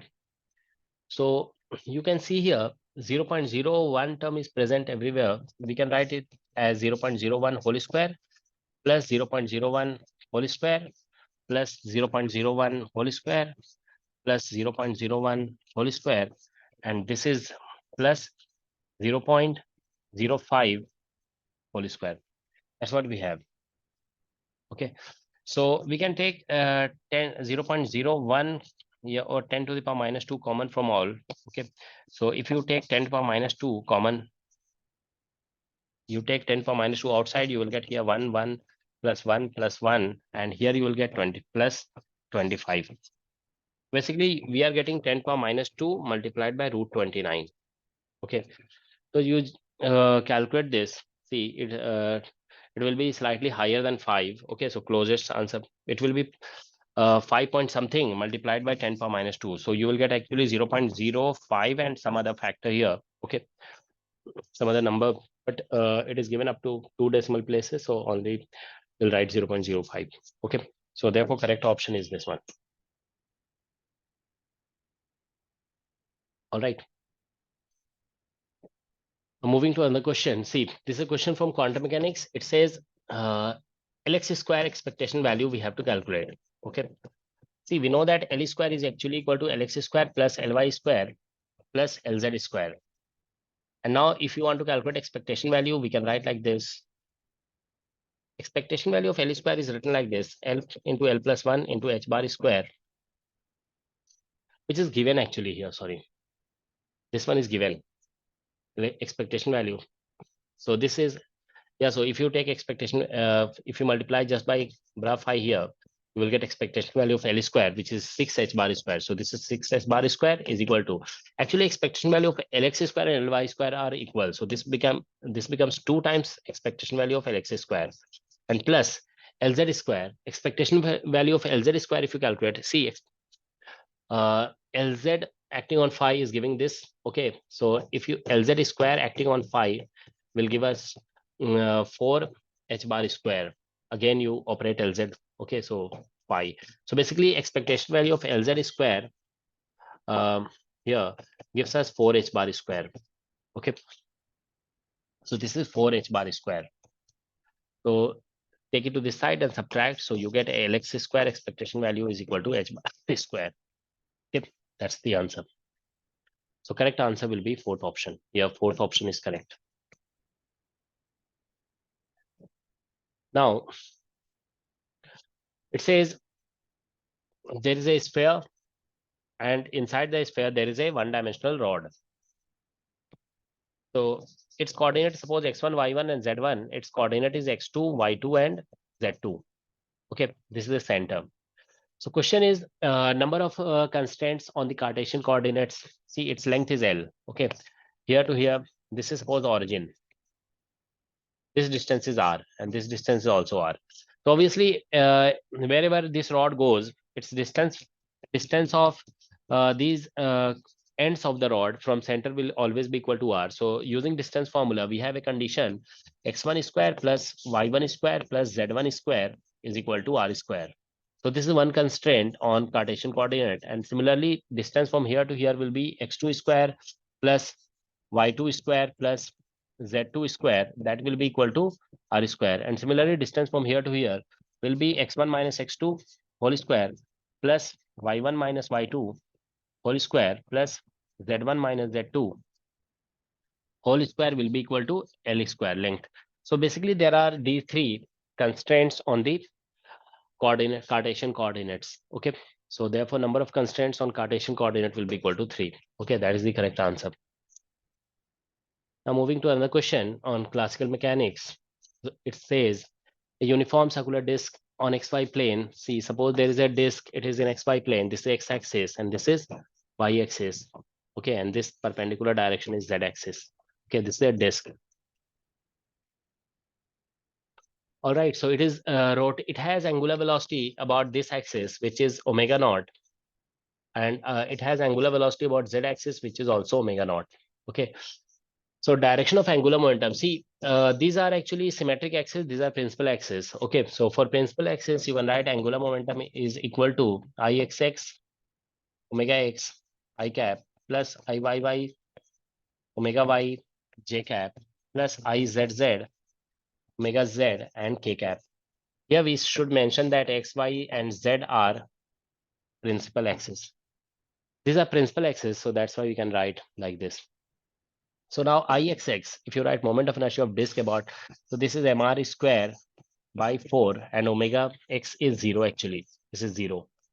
There is no angular velocity about x-axis. Now this is mr square by 4 and omega naught j cap plus this is mr square by 2 and angular velocity is omega naught and k cap. Now let us calculate mr square by 4, and here omega naught will be common, and here you will get j cap plus 2k cap. I have taken mr square by 4 common, so that's why we'll get factor of 2 here. Okay, so that's the angular momentum. So this is representing the direction of angular momentum. So therefore, it is j plus 2k. Correct option is 3. Third option is correct. Okay, now it is getting blurred. Now let's write this question. See, it says a long cylindrical wire of radius r and conductivity sigma lying.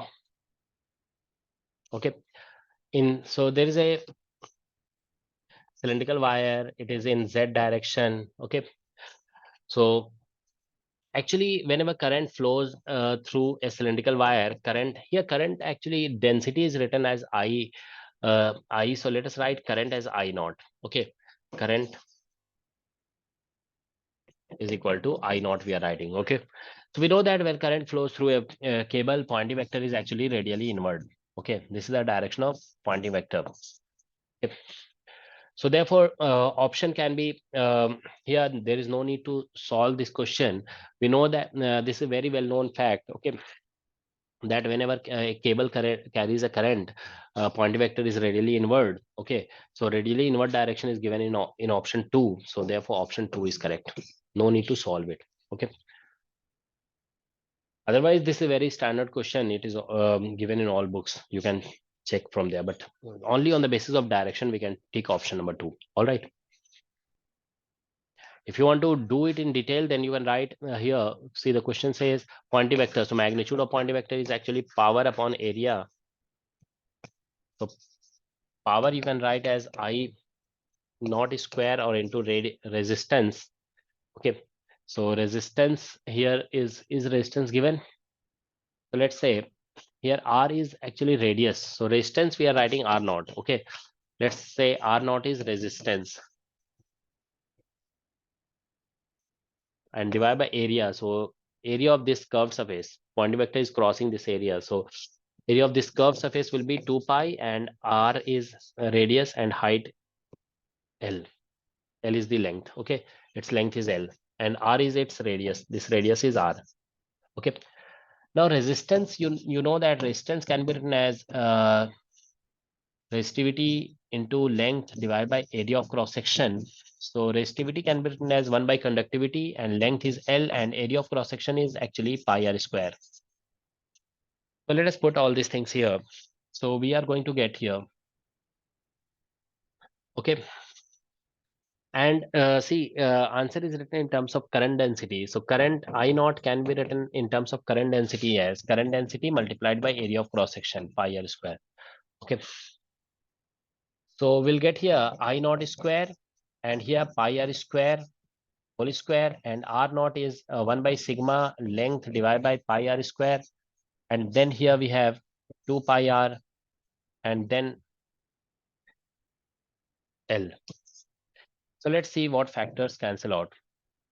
This L will cancel out, 1 pi r square will cancel out. Okay. And so these are the factors that is canceling out. Okay. 1 pi r square cancel out. So here we'll get pi r square. So let's see. We are getting here now. This is not I naught. This is I actually. This is I square. So I square and 1 pi r square is remaining here after cancellation. One L got cancelled. So we got 1 by sigma. And here we have gotten L got cancelled. We got 2 pi and R. So now here 1 R will cancel out and pi will also cancel out. So you will get here I square and 1 R is there. And here 2 times sigma will be there. So therefore I square R divided by 2 sigma is in this one and in this one also. As I mentioned, whenever a cable carries a current, Pointing vector is radially inward. That's why this is the correct direction. So you can find the direction of Pointing vector using E cross B. Okay. So that comes out to be radially inward. All right. Now this is a question from probability. It says there are two jars. Jar J1. See, J1 actually contains equal number of balls which are red, blue, and green. And jar J2 contains two types of ball, equal number of balls which are red and blue only. Okay. So here, if you calculate probability, its probability will be 1 by 2. Its probability also will be 1 by 2. If you calculate here probability of selecting red, it will be 1 by 3. Its probability is 1 by 3. Its probability is 1 by 3 because all the balls are equal. Okay.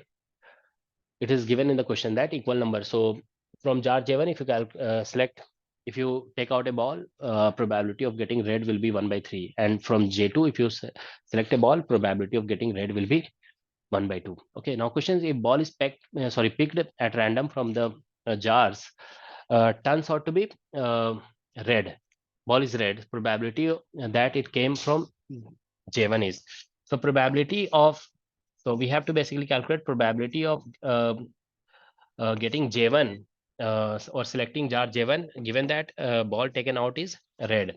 That is actually equal to probability of selecting jar J1 and multiplied by probability of selecting red ball from jar J1 and divided by sum of EJIE multiplied by probability of selecting red ball from ith jar.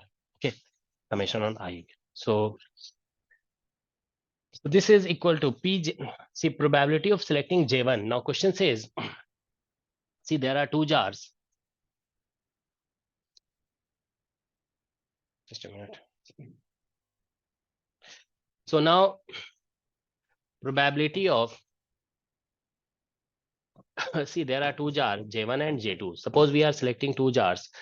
Then it is mentioned in the question that probability of choosing jar J1 is twice as large as choosing jar J2. So here, suppose probability of selecting jar J1, J2 is X, then probability of selecting jar J1 will be 2X. So sum of the two probability should be 1. So 2X plus X should be 1. So X is equal to actually 1 by 3. So basically probability of selecting jar J2 is actually equal to 1 by 3. Then probability of selecting jar J1 is 2 by 3.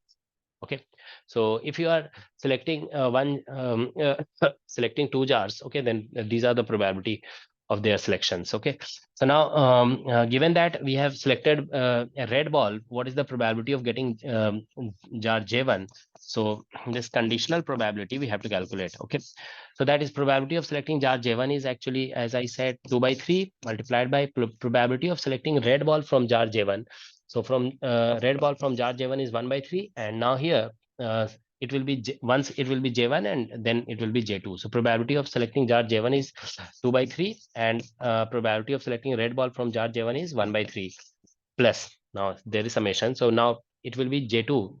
There will be summation from I equal to 1 to 2 because there are two jars. Okay. Now Pj2 is 1 by 3, and probability of selecting red ball from jar J2. So from jar J2, probability of selecting red ball is 1 by 2. Okay, because there are two types of ball here only. Here there are three types of balls, so therefore probability will be 1 by 3 for each. Okay, so let's calculate this. Okay, so if you do this calculation,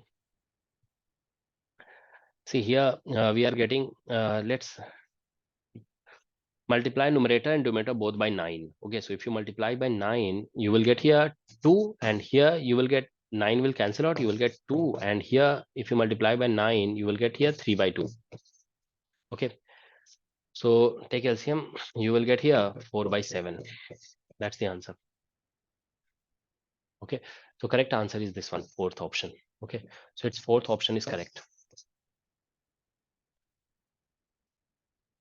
Now this is a question from electromagnetic induction. It says a small circular wire loop of radius a and number of turns n is oriented with its axis parallel to the direction of magnetic field. Okay, so it is something like this. There is a loop. It is this situation. Magnetic field is in this direction, and suppose its normal is also in this direction. Okay. Now question says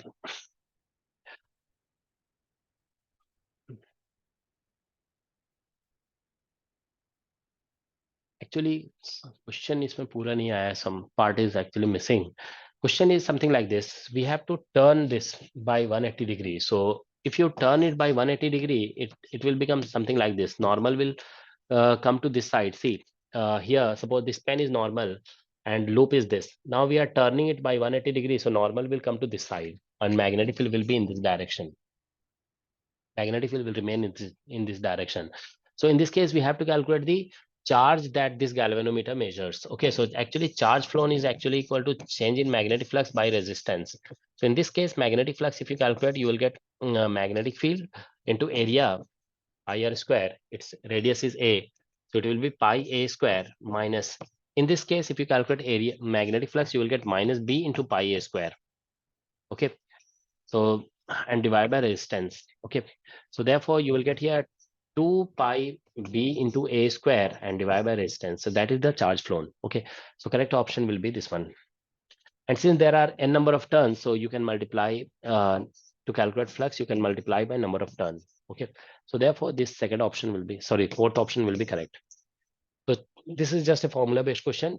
Charge flown is equal to change in magnetic flux by resistance. Okay, that gives the answer. Now the question is, A charged particle moves in a circle. See, there is circle in xy plane. This is x-axis, and sorry, this is x-axis, and this is y-axis. Now, a charged particle is moving like this. Next y plane in a circle of radius a. This radius is a. A detector is put at a distance d on x-axis. See, detector is kept somewhere here. Suppose this is detector. Electromagnetic wave radiated by the particle along x direction. For if d is much the wave received by detector is. Okay, wave received by detector. See, this charged particle is actually moving in a circle. So we can see, we know that a circular motion is actually a superposition of two perpendicular simple harmonic motions. So we can think of two dipoles. There is a dipole and there is another dipole. Okay, so we can because this charged particle is moving in a circle, so we can think of it as a dipole rotating. Okay, so rotating dipole can be resolved into two perpendicular oscillating dipoles. So there is one oscillating dipole in x direction, there is oscillating dipole in y direction. Now this is the point where a detector has been kept. Okay, there is detector. See, this dipole is oscillating in x direction, so it will not emit any radiation in x direction, because actually power radiated is proportional to sine square theta. Okay, so it will not radiate any power, so there won't be any power radiated in x direction because of this dipole, but this dipole will have a power radiated in x direction.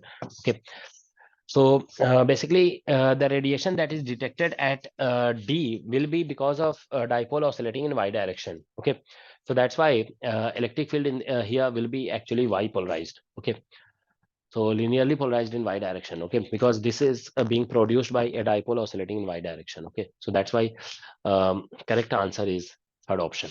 All right, third option is correct. Now this is a question from mathematical physics. It says locus of the curve. We have to find locus of this curve. So this is imaginary part of pi, and this we can write as sorry, z minus 1. So what I can do is, let's divide by z minus 1. So this becomes pi minus 1 divided by z minus 1. So this is imaginary part of pi divided by 1 minus. So z is x plus iota y and minus 1. We can write like this. Okay. So we can write this like also as imaginary part of pi minus 1 by, we can write it as x minus 1 plus iota y. So this is equal to 1 by imaginary part of pi minus 1 by x minus 1, or so let us multiply numerator and both denominator with x minus 1, sorry, here x minus 1 and minus iota y. So this becomes actually x minus 1 whole square minus, and plus this will become, see, multiplied by, so iota y square, so it will become y square, I think. Yeah, a minus b iota square it will become. Okay, so it will become, iota square will give minus sign, so it will become plus y square. All right, so this is given to be actually 1. Okay, this is 1, so this is 1, this is 1. So if you calculate its imaginary part, there is minus sign here. See, if you calculate its imaginary part is coming from this only, minus minus plus, so we'll get actually y or divided by x minus 1 whole square and plus y square, that is equal to 1. So you do cross multiplication here, you will get here, see, x minus 1 whole square and plus x minus 1 whole square plus y square, that is equal to 1. Sorry, that is equal to y if you do cross multiplication. Okay, so let's write it as x minus 1 whole square plus y square minus y is equal to 0. So this is x minus 1 whole square plus y square minus 2 into 1 by 2 into y plus 1 by 2 whole square, and is equal to 1 by 2 whole square. See, we have added 1 by 2 whole square both sides, so this can be cancelled. So you'll get back this, and here we multiplied by 2 and divide by 2 also. So this is x minus 1 whole square, and this is like a square minus 2ab plus b square. It is something like this. Okay, so this becomes y minus 1 by 2 whole square. is equal to 1 by 2 whole square. So obviously this is coefficient of x is 1 and coefficient of y is also 1 here. Okay, so we can say that this is equation of circle. This center. It's the equation of circle. Its center is at 1 and 1 by 2. Okay, and radius is the radius of the circle is 1 by 2. So therefore, correct answer is this is circle which is centered at 1 and 1 by 2 and radius 1. I think this first option is correct here. I hope I haven't made any mistake. So this is first option. So this is a method actually. If I maybe I might have missed some positive and some negative sign. Hopefully this is the correct answer. Now this one question says matrix satisfy this equation. So let's use here matrix satisfying this equation. So let's use here Cayley-Hamilton theorem.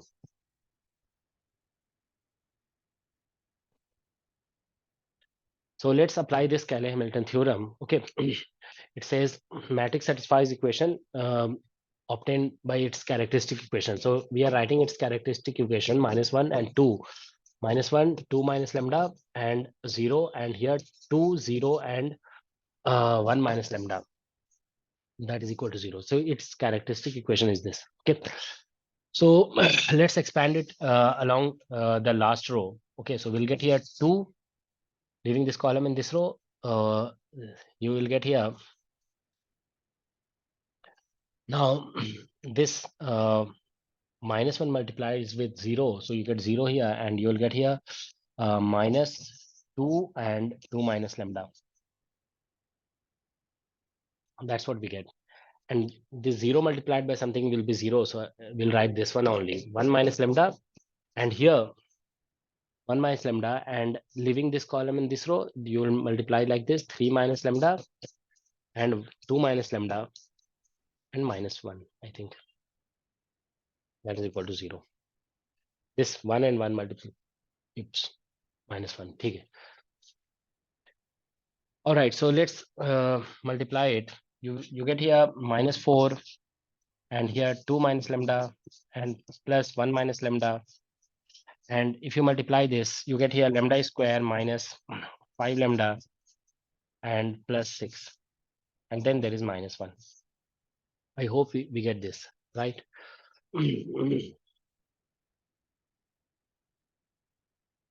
All right, so that is equal to 0. Okay, so we get here -8 and plus 4 lambda,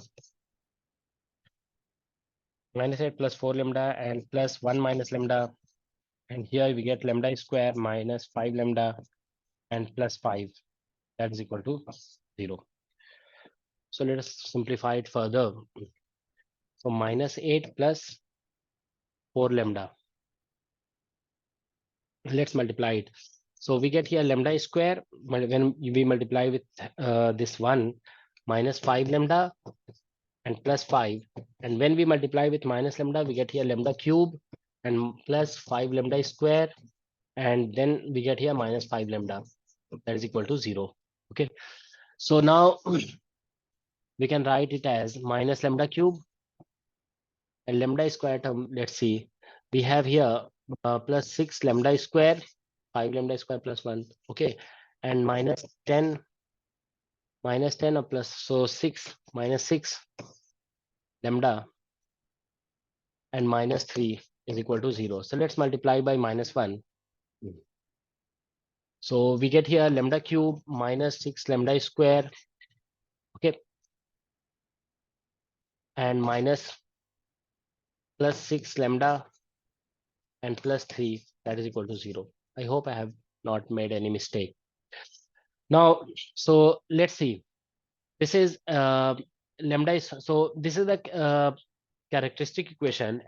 According to Cayley-Hamilton theorem, a matrix also satisfies its characteristic equation. So we'll have this m cube minus 6m square and plus 6m and plus 3, that is equal to 0. So if you compare this equation with this equation, we get alpha is equal to -6 and beta is equal to 6. That's what we are getting. and plus 3 we have. So alpha is -6 and beta is 6. Okay, so that is given in option number 3. So option number 3 should be correct. Now let's move to another question. So we have covered part B. Now moving to part C. See, this is a question from Michelson Stellar interferometer. Actually, see here, question says, this stellar interferometer is receiving this light, suppose from one edge of a star, and this light from another edge of a distant star. So angular spread of the star is theta. Okay. So this light which is being received by this interferometer will produce a maxima here, and this light, central maxima you can say, and this light will produce this obliquely coming light will produce central maxima here. Okay, so if you increase this h, okay, position of central maxima, this will not change, but this will change actually. Okay, so if you read its theory, it says that suppose its maxima is here because of this light you are getting maxima, and suppose its minima is occurring here, and maxima of that second, this oblique light falls on minima of this one. Okay, then interference pattern will actually disappear. Okay, so interference pattern disappears in that case. So and that happens under this condition. Okay, so if just a minute. So that happens when actually h becomes equal to, see, so that happens when h becomes equal to lambda upon, so 1.22 lambda, 1.22 lambda upon theta. Okay, so here question says theta is perhaps given, right? So this h is given to be. Okay, so value of theta we have to calculate. So therefore in this case theta will become equal to 1.22 lambda and divide by h. So 1.22 lambda is given here. Lambda is given to be 2.7 centimeters. So this is 2.7 into 10 to the power minus 2 meter, and divide by h is 3 meter. Okay, so this is in radian. So to change into degree, you will have to multiply it by 180 by pi. This is now degree. So you can calculate this. Okay, so if you calculate this, this comes out to be something 0.63 or something. This first one, okay, it will come out to be 0.63 degree. Okay, so this was just a theoretical question based on theory. Okay, now moving to another question. This is a question from quantum mechanics. See, it is related to time evolution of an operator, expectation value of time evolution. So we know that expectation value of time evolution of expectation value is given by this formula. Suppose there is an operator A, you are calculating its time evolution of expectation value, then this is equal to 1 by iota h cross, 1 by iota h cross, and here you get A comma h and plus del A by del t expectation value. Now, suppose this operator does not explicitly depend on time. Okay, so in that case, this term will be 0. So therefore, we have dA by dt, expectation value, time derivative of expectation value is equal to 1 by iota h cross, and here we have A comma h, and there is expectation value here also, like this. Okay, so that is the formula. Now, so this is the formula that we are going to use again and again. Okay, so now given things are A, h comma A, so we can say that A comma h is given to be h cross omega and B. Okay, and from here B comma h is minus h cross omega A. So if you calculate expectation value, here you will get expectation value, and here also you will get expectation value. Okay. So we can say that A comma h commutator bracket expectation value is equal to h cross omega B. So here A comma h. So let us call it equation number 1. this is 1, then this is 2, and this is 3. So we are putting 2 into 1. Okay, so we'll get here dA by dt. ddt of expectation value of A is equal to 1 by iota h cross. Okay, and A comma h expectation value is actually h cross omega and here B. Okay, now let's differentiate it. So h cross will cancel out. Let's differentiate it once again with respect to time. So d2A expectation value by dt square is equal to, this is omega divided by iota and dB by dt. That's what we have. Now, dB by dt according to this formula should be equal to, see, this is omega by iota, and according to this formula, equation 1, only in place of A, we have to write B here. So this will be 1 by iota h cross. Okay, and this will be B comma H expectation value. Okay, so this being iota square is -1. Okay, so now here we are getting this is equal to d2A expectation value by dt square is equal to this is minus omega by h cross, and here B comma H, see, B comma H is this one, minus h cross omega and expectation value of A. So H, here you get h cross cancelled and minus minus plus. So you get here d2A, okay, d2A by dt square is equal to, here we get omega square and expectation value of A. So we have used here, used 2, use question number 3. So we have used equation number 3. B comma H is h cross omega and expectation value of A. Okay, it was given here h comma B. So we wrote B comma H is minus h cross A, and we have taken expectation value both sides. Okay, so we are getting this. So this is a differential equation. Okay, we can write it as d2A by dt square minus omega square A, okay, is equal to 0. See, it's if you calculate this, if you solve this equation and calculate its complementary function, there is no particular integral here. So here roots will be actually plus omega and minus omega. There is no iota term. So you are not going to get sine or cosine term. Okay. Instead, you are going to get a sine hyperbolic or cosine hyperbolic. So that is quite clear. Now, it is given that expectation value of A at t equal to 0 is 0. So if you put t equal to 0 here, you are going to get 1. Okay. Only this term is, this and this term are giving at t equal to 0 expectation value of A to be equal to 0. Okay. But since we are getting real roots from here, so we cannot get trigonometric function. Okay. Instead, we'll get hyperbolic one. Okay. So therefore, correct option is 2. Yeah, option number 2 is correct. Okay. Now, this is a question from particle physics. It says a neutral. So we have to basically calculate JCP. JCP. Okay. So J is angular momentum quantum number. This is charge conjugation, and this is parity. Okay. So here, see,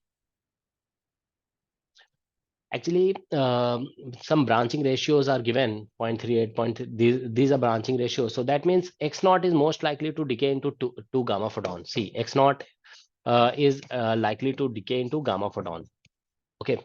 So here we can say that if you consider conservation of C charge conjugation quantum number, here its C value is -1 and its C value is -1. Okay, so total C is actually calculated by multiplying these two. Okay, so therefore C for X naught will be equal to multiplication of these two, so that will be equal to +1. Okay, now we know that parity. Now this P is parity. So intrinsic parity for this and this. Okay, parity for parity of neutron is +1 and parity of proton is also +1. Intrinsic parity. Okay, so if parity of these two are, and parity, intrinsic parity of pi minus is actually -1. Okay, so this is intrinsic parity. Okay, so therefore to conserve parity, this should also have parity, because parity of this and this is matching. Okay, so therefore parity of this and this should match. Okay, so therefore parity of x naught should be equal to -1. Okay, now you know that spin of neutron and proton match, so their spin are matching. Okay, so therefore its spin should match with this one. So we can say that spin of this x0 should match with spin of pi minus, which is actually 0. So therefore its spin is 0. Orbital angular momentum we take for particle to be 0. So therefore J for x0 will be equal to 0. Since spin is 0, so therefore J is 0, because L we take to be 0. Okay, for particles. Okay, all right, so therefore we have these things: J is 0, parity is -1, and charge conjugation is +1. Okay, because for photon we take this C values to be equal to -1, and for to calculate total C values we take multiplication of these two. Okay, so therefore JCP, if we calculate, J is 0, C is positive, P is negative, parity is negative. Okay, so therefore correct answer is 0 plus minus. Okay, this one, second option is correct. Here second option is coming out to be correct. Now this is a question related to random walk. It says two random walkers A and B walk on a one-dimensional lattice. Length of step of A is taken to be 1. Then step, so for A step, sorry, for A step is equal to 1. Then for B step is equal to 2. Okay. So question says the probability that they meet after 4 steps. Okay. So see, so after 4 steps, we are saying that they will meet after 4 steps. So suppose A and this is B. So see, if A takes all right steps, 4 right, okay, then and B takes, so after 4 right, it will be at +4, and suppose B takes uh, 3 right, then it will be at 6 and 1 left, then -2. So it can be 3 right and 1 left. Okay, so if one takes 4 right step, it will be at plus, suppose they are starting from origin. Okay, so after 4 right steps, it will be at 4, and if it takes 3 right step, it will go to 6, and if it takes 1 left step, it will come back to 4. So they will meet at 4. Okay, now suppose A takes 4 left step. Okay, and B takes 3 left steps and 1 right steps. Okay, so they will meet at -4. Suppose A takes 2 right and 2 left. So 2 right and 2 left. So it will return to origin if it is starting with is starting at origin. So after 2 right and 2 left, B will also return to origin. Okay. So now question is, so these are the possibilities by which they can meet at origin. Okay. So now we have to calculate probability. So this question is probability that they meet after 4 steps. So if they take 4 steps in this way, then only they will meet. Okay, after 4 steps. Now see, A has to take 4 steps. So A has two possibility. It can go either left or right. So for each step, A has two choices, either left or right step. So total number of ways A can take 4 step is actually 2 to the power 4. Okay, and total number of ways by which B can take 4 step is 2 to the power 4. So number of sample space, okay, number of ways by which A and B can take 4 steps will be actually equal to 2 to the power 4 into 2 to the power 4. But now number of ways, let us calculate here. Okay, by which they can take these steps. So 4 steps can be taken, 4 right steps can be taken in one way only, one. And out of 4 steps, 3 right steps can be selected by 4C 3 ways. Okay. All right, so this is equal to, so this will be equal to factorial 4 by factorial 3. This is 4 actually. Now, similarly, 4 left step can be taken in one way, and out of 4 steps, 3 left steps can be selected in 4C 3 ways. So this is also 4. Now, two right steps out of four, we can select two right steps in 4C2 ways, and out of four, we can select two right steps again by 4C2 ways. So this is six. This comes out to be 6 into 6. Okay. So therefore, number of favorable events, if we calculate, okay, or number of favorable steps, if we calculate, so that they meet, will be equal to 36 plus 4, 40 plus 4, 44. Okay, and total number is here 16 into 16. So therefore, probability is equal to this is NE, favorable event, number of, therefore total number of events in sample space. Okay, so that is 44 divided by 16 into 16. So if you cancel it with 4, you get here 11, and here you get 4. So 11 by 64 is the correct answer. This one, third option is correct.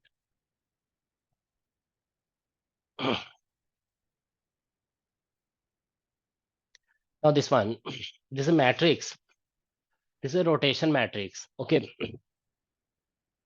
So represents a rotation by an angle theta about the axis n cap. The value of n cap corresponding to the matrix, and also we have to calculate value of theta. See, value of theta is actually, suppose this matrix represents rotation by an angle theta, then actually 1 plus 2 cos theta is, its trace must be equal to 1 plus 2 cos theta. Trace is equal to this much. So here you, if you calculate trace, you will get here -1. So that is equal to 1 sum of the diagonal elements. We are getting -1. That is 1 plus 2 cos theta. Okay. So here you get cos theta is equal to -1. That means theta is equal to pi. So it is representing a rotation by an angle pi. So you see here pi is given in two options, this and this. So now, if, if it is representing rotation about a direction n cap, then actually this n cap must be an eigenvalue of eigenfunction of this one. Okay. So here there are two n cap given, this one and this one. So let us see which one is eigenfunction of this matrix operator. Remember, again I'm representing, suppose this is some direction n cap, and a matrix M represents rotation about this direction. Then remember, M matrix acting on this n cap will give you some constant multiplied by n cap again. Okay. So this n cap must be an eigenvalue of, sorry, eigenfunction of this matrix. Okay, rotation matrix. Okay. Okay. See, the matrix is given to be here. Let us take 1 by 3 out from this. So you will get here -3. If you take 1 by 3 out, you will get here 0 and 0. And here you get 0, -1, and 2 root 2. And here 0 and 2 root 2 and 1. And now we are multiplying this. We are checking these two. So let us check this one first. So we are taking 1 by root 3 common. So you'll get here 0, and here you will be left with -√2, and here 1. So let's see whether this is an eigen function or not. Okay. So multiply this. Okay. You 0 multiply this is 0, 0, and 0. You will get 0 here. And when this multiplies with this one, okay, you get here √2, and here you get, all right. So when this multiplies, you get √2, and here 2 root 2. So you get here 3 root 2, 3 root 2. Okay. And when this multiplies with this one, you get 1, and here you get -3, -4. So you get here -3. All right. So let's take 3 common.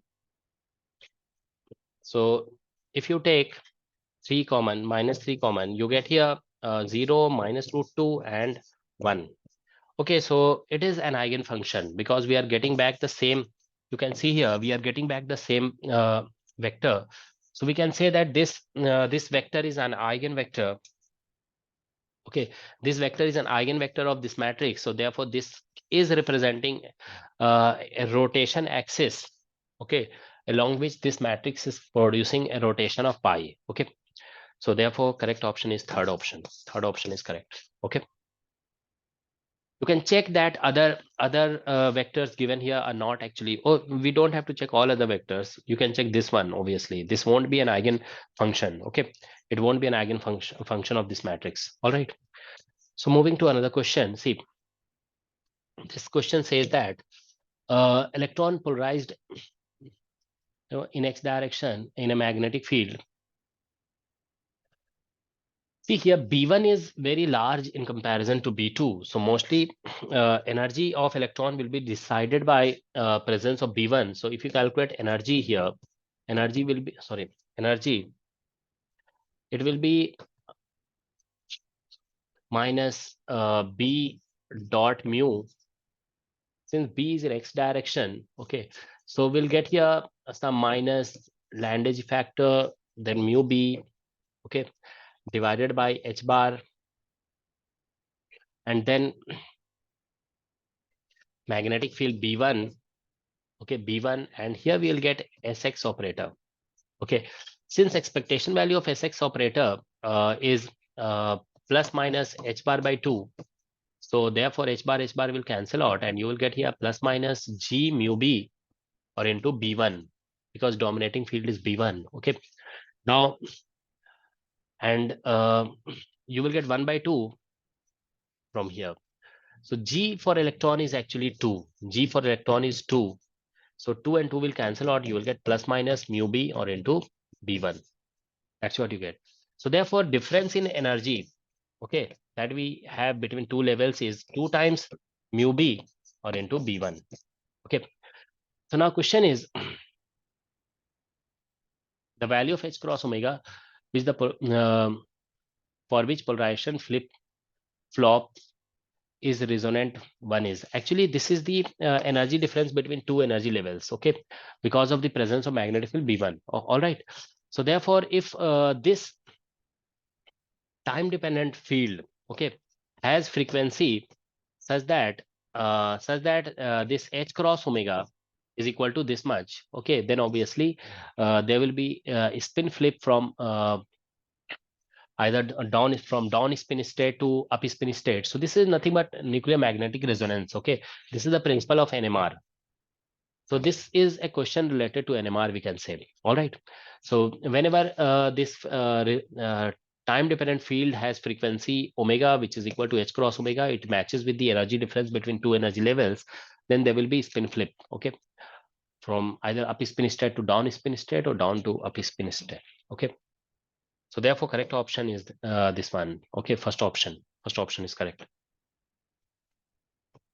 No, not first option. It is actually fourth option. In first option there is B2.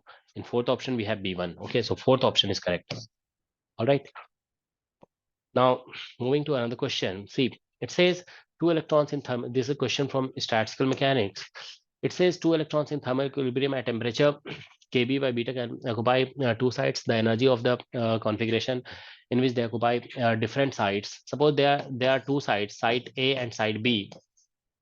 Okay, so when they are in different site, okay, so suppose one is electron is in this site A and other is in site B. So there are two possibilities. Okay, it can be up spin or it can be down spin. Since electron are indistinguishable, so we cannot say which is up or down, but there are two possibility. We can say that spin are either parallel or anti-parallel. So in parallel state, okay, we have s equal to 0, sorry, s equal to 1, and in anti-parallel state we have s equal to 0. So here energy is has the formula when they are in different side, J and S1 dot S2. See, S1 dot S2 can be written like this.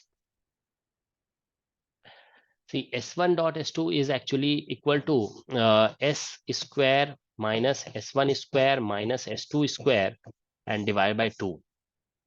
Okay, and so if you calculate its value, okay, you get here, these are the operators actually. Yes.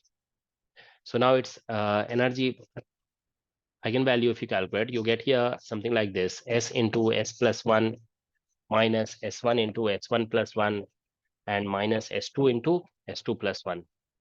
So this you can say basically is Hamiltonian. This is the Hamiltonian. Now, if you calculate its energy, you get something like this and divide by 2. So now for S equal to 0, the S1 is equal to S2 is equal to half a for electron, and S can be equal to 0 or 1. So for if you put half here, you get 3 by 4 from here and 3 by 4. S1, S2. If you put values of S1 and S2, you get 3 by 4, 3 by 4. So this is minus 3 by 2. And if you put S equal to 0, you get minus 3 by 2 and 2. It gives you 3 by 4 minus. So this, in this case, energy is actually equal to minus J and 3 by 4. And if you put S equal to 1 here, this is 3 by 2. And you just do calculation, you will get here energy is equal to J multiplied by 1 by 4, I think. Yeah, 1. Here you will get 1 plus 1, 2 and 3 by. Yeah, so it will be 1 by 4, J by 4. All right, so these are the energies. But the question says that when they are, while it is U, if they are at the same site. So if two electrons are at same site, so in same site, see, this is a different site का case है ये, different site. Now same site, in case of same site, two electrons can be in site A or two electrons can be in site B. So in this case, energy is equal to 10J. It is given here 10J. In this case also energy is 10J. Okay. So basically we have four microstates, we can say. There are four possibilities or four ways in which electrons can be occupied. Okay. But see here, since S is equal to 1, so MS will have values -1, 0, and +1, and all these will be generated. So here degeneracy is 3. Here degeneracy is actually 1. Okay. For S equal to 1, we have 2S plus 1 values. Okay. So here degeneracy is 1. Okay. And in these cases, degeneracy is obviously 1. Okay. There is no other possibility. Here also degeneracy is 1. So now we can write, we have these are the energies and corresponding degeneracies we have. So let us write here energy and degeneracy. See, here we have energy and here we have degeneracy. So energy is -3J by 4, J by 4, 10J, and then there is 10J. Okay.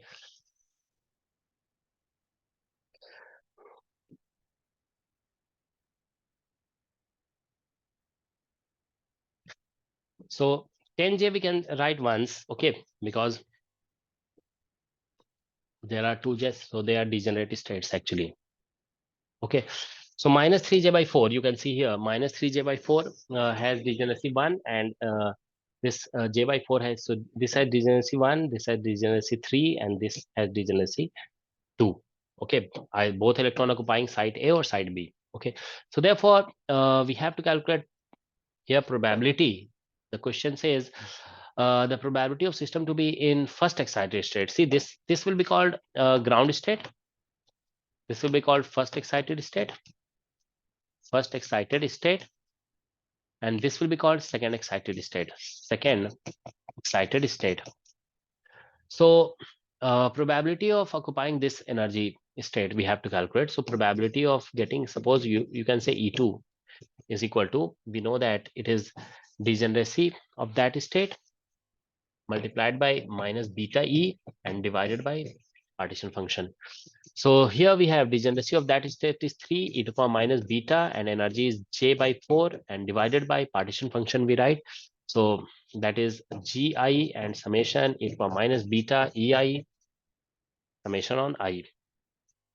So here 3 e to the power minus beta J by 4 and divided by Gi. If you see degeneracy of this state is 1 e to the power, here if you write energy -3J by 4, so you will get beta J by 3 beta J by 4 plus degeneracy of this state is 3, and e to the power you get here minus beta J by 4, and plus degeneracy is 2 e to the power minus beta, and here energy is 10J. So we get here 10J.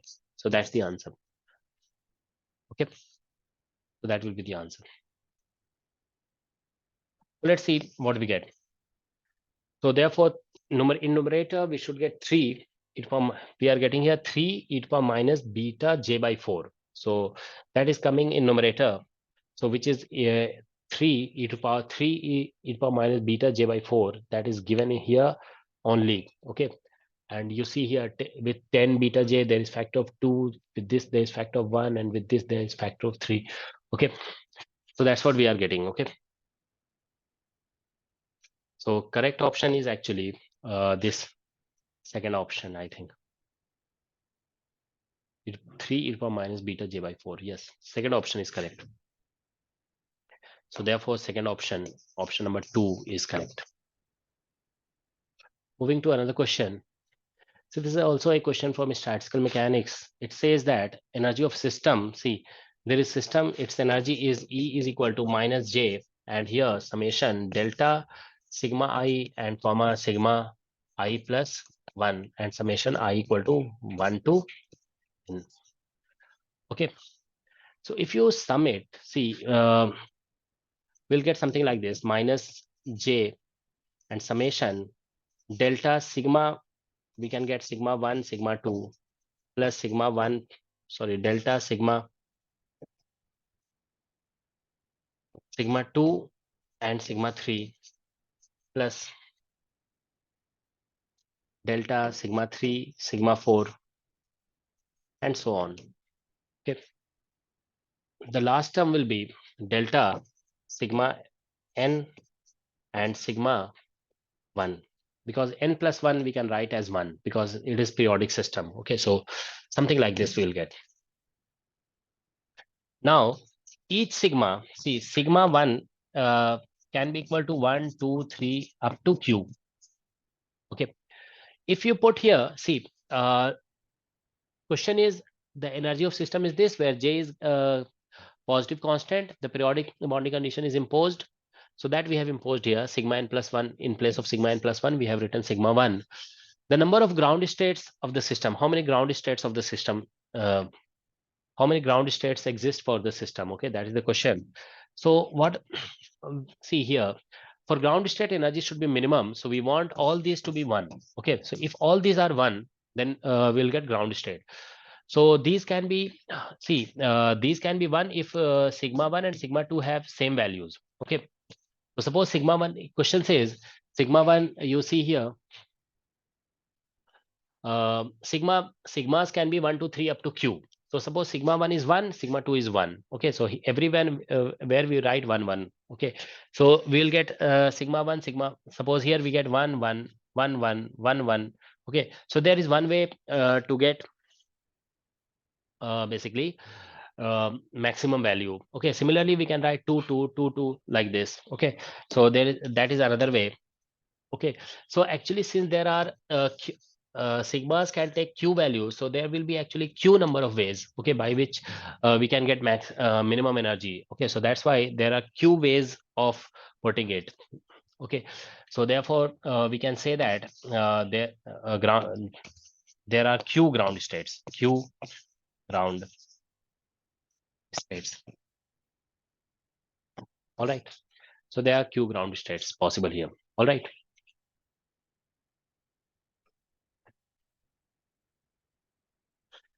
the only q ground states will be possible because since we have put sigma 1 is 1 and sigma 2 is 1, so automatically this also becomes 1. Okay, now you, if you want to maximize it, there is no other option but you have to put sigma 3 1, and once you have put sigma 3 1, then sigma 4 is also 1. So every term will be 1 1 1 1 only. Okay, to maximize this term so that you get least possible energy. Similarly, if you put 2 here, then it should be 2, and if it is 2 here also it will be 2, so sigma 2 2, delta 2 2, delta 2 2, delta 2 2 will be there. Okay, so everywhere you will get delta 2 2. Similarly, delta 3 3, delta 4 4 up to q only. So there are q ways, okay, by which you will get same energy and least possible energy. So there are actually q ground states. Okay, so therefore correct option is this one. Okay, see, this was a somewhat controversial question. Okay, in this case, actually uh, options are not correct. Okay, see, actually these nx, ny, nz are not Miller indices. Okay, these are actually coordinates of the atoms. It says, see, the question says a lattice A consists of all the points in 3 dimension space with coordinates. These are the coordinates. Okay, these are not Miller indices. Generally, in diffraction, when we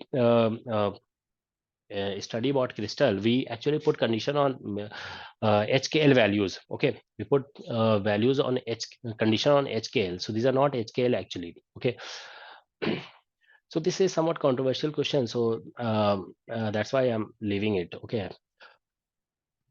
But if you want to discuss, see actually what happens here. See, suppose there is a BCC crystal. Let us discuss it like this. Suppose this is origin. Let's say its side is 2 unit.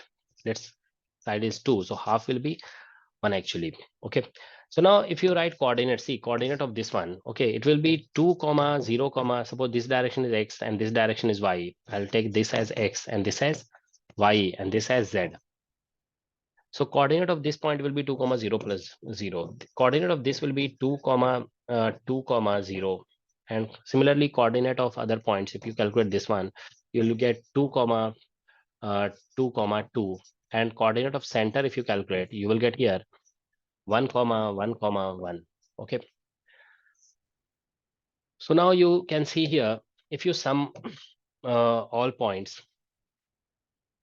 So in BCC, suppose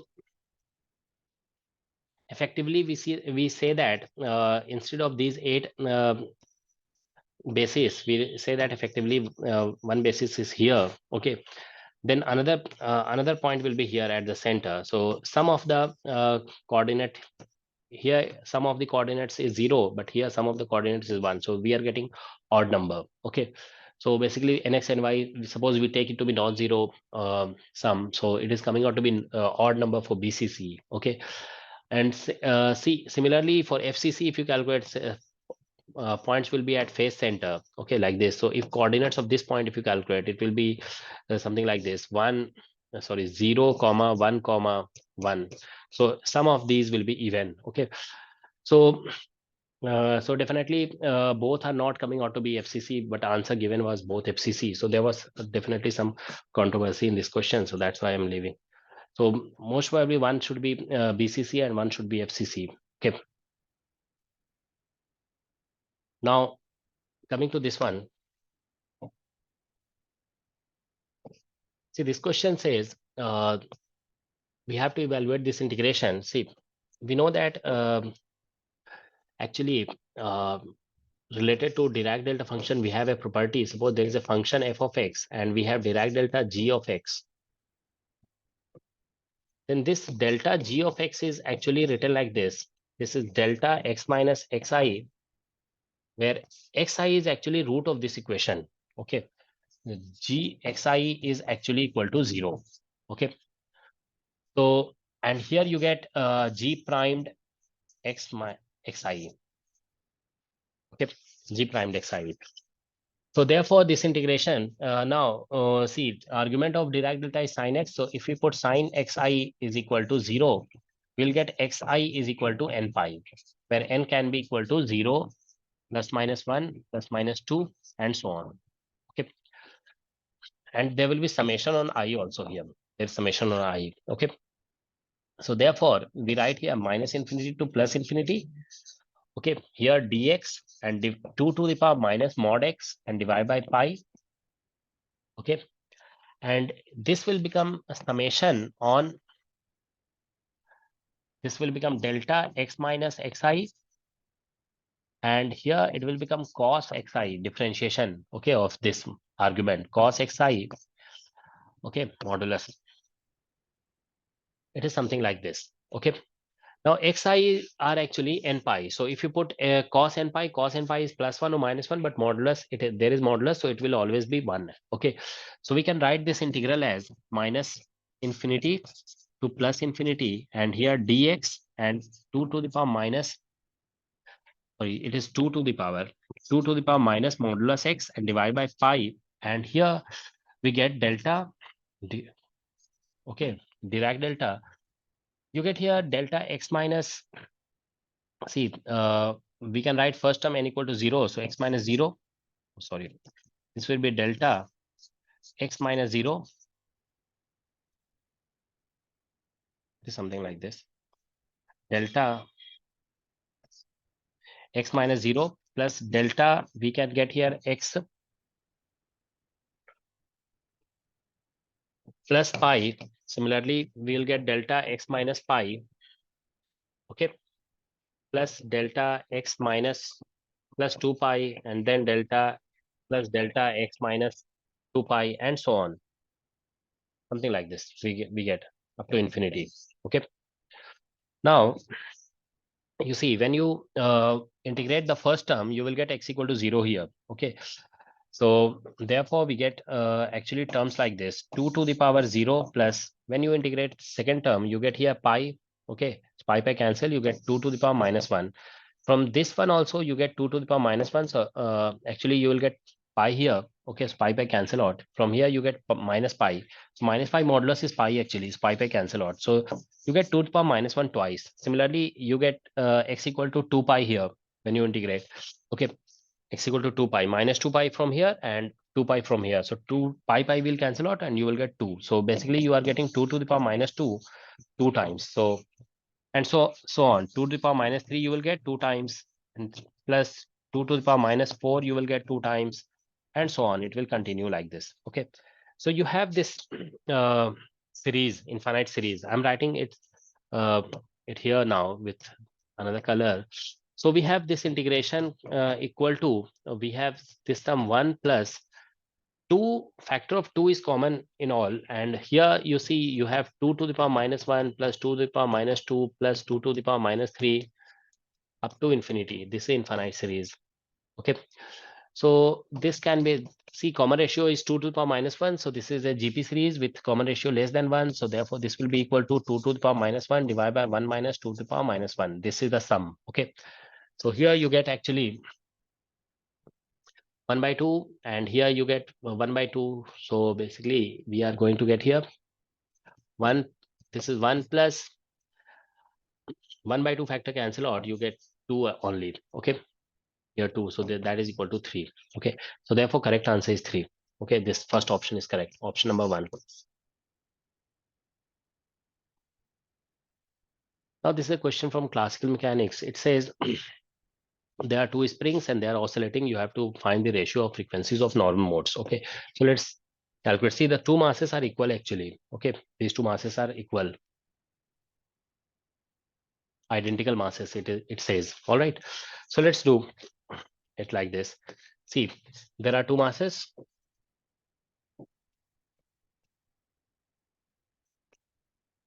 Suppose it is displaced by x1 and this is displaced by x2 from their respective mean position. This spring constant is k, this spring constant is k. So this mass is m and this mass is also m.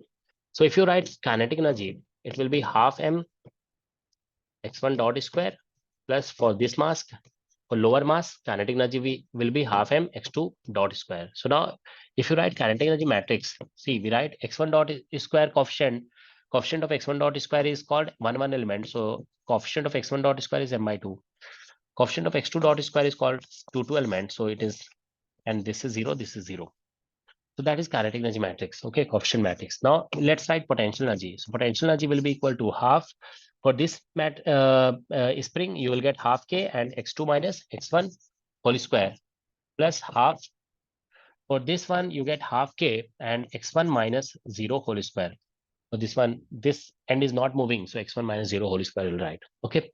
So now you see half k, and from here you, if you open it, you get 2x1 square minus plus x2 square minus 2 times x1 into x2.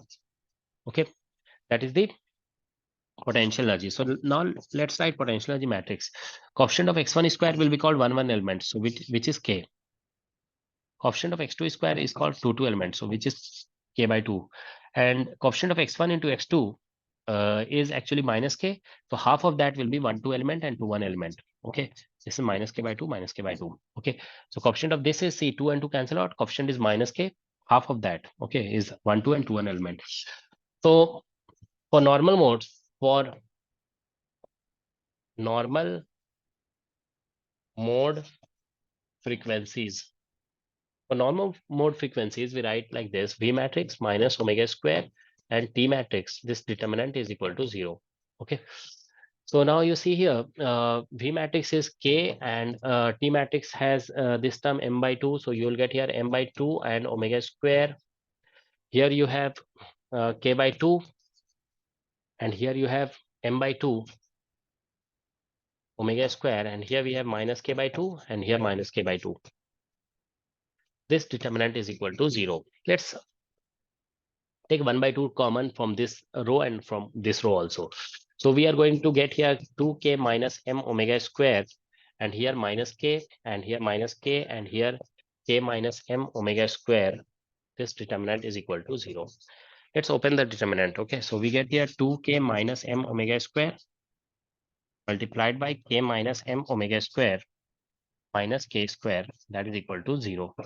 Okay, so just multiply it. 2k square minus we get 3k m omega square and plus m square omega power 4 minus k square is equal to 0. I think I have multiplied it correctly, I hope. So let's see, we are getting 2k square and minus 2k, sorry, we are getting here k square, one gets subtracted. So we have m square omega power 4 minus 3k m omega square and plus k square, that is equal to 0. Okay, so now if you calculate omega square, you get here, this is a quadratic equation in omega square. So if you calculate omega square, you are going to get here minus b, so that is 3km minus b term, and plus minus root under b square, so you get 9k square m square minus 4ac term will give you a minus 4 this term from here k square and from here m square, so k square m square and divide by 2a, so 2m square. So omega is basically coming out to be 3km plus minus root under 5k square m square by m. So therefore, and square root of this. Okay. So once we take plus sign and once minus sign. Okay. So if you take ratio, all the factors will cancel out. So once with plus sign and once with minus sign, we will get 3 plus root 5, and once with minus sign we'll get 3 minus root 5 and square root of this. So that is the answer. Okay. So 3 plus root 5, 3 minus root 5 and square root of that. So this one is the correct answer. First option. Option number 1 is correct in this question.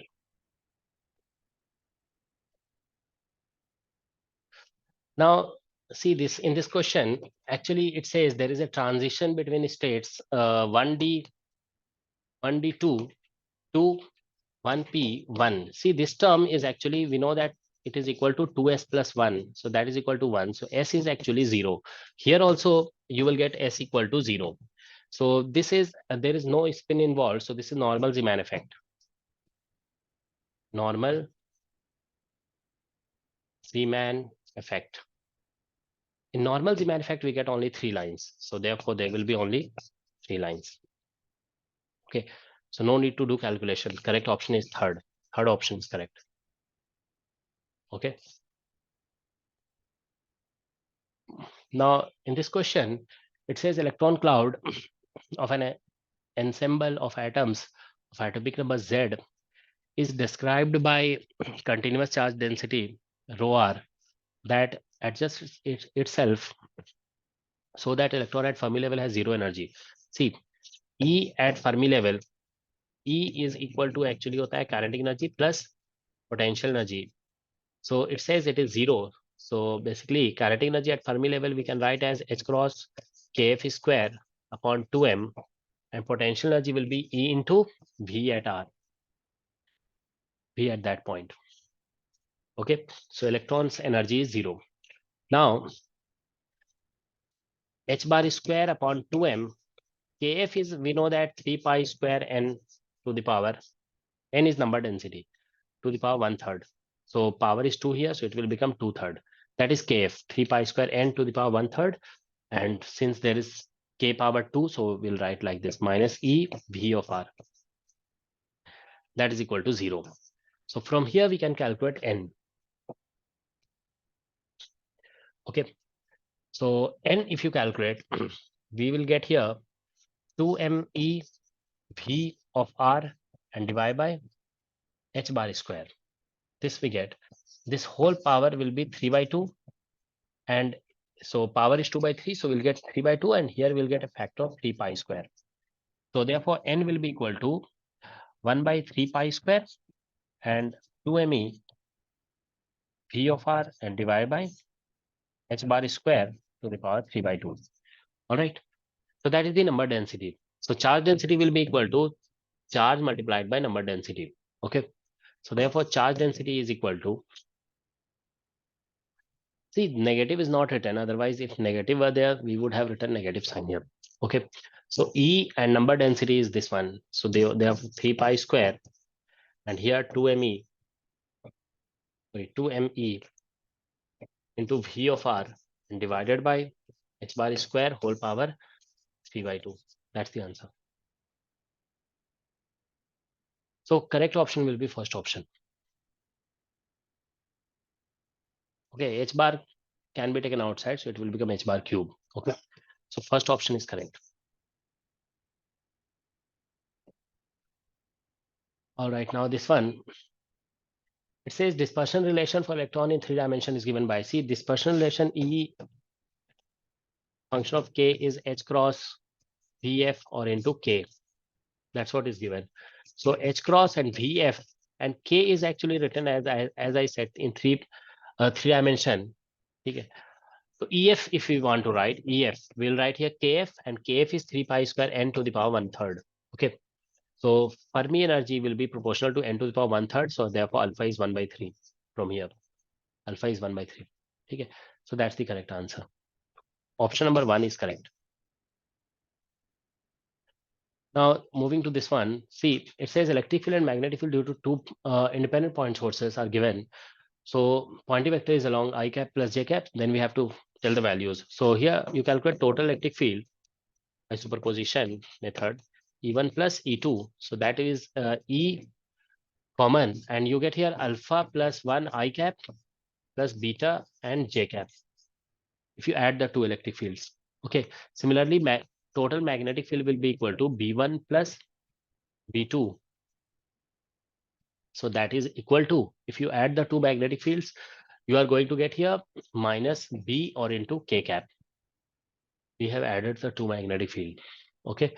So Poynting vector S cap is actually equal to,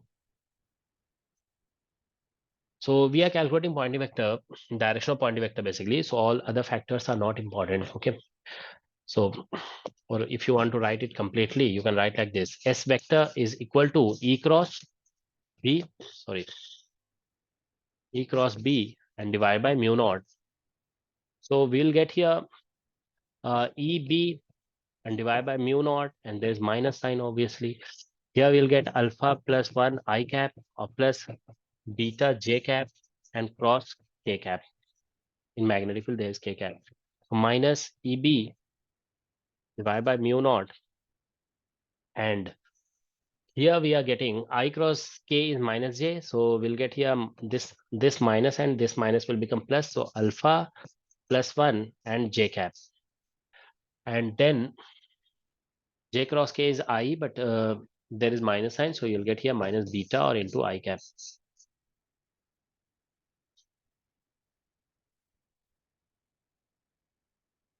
I think I have not made any mistake.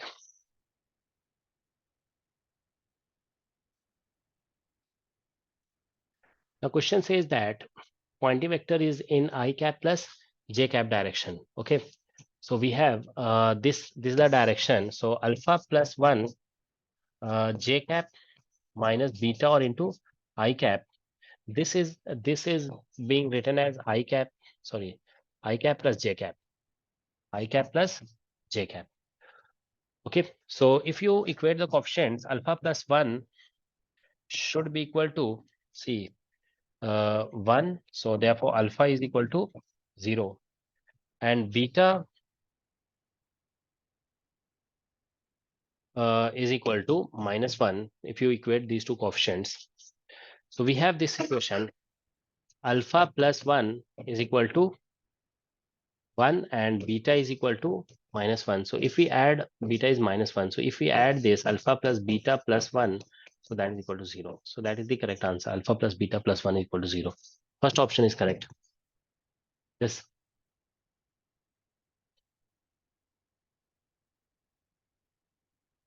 Okay, next question.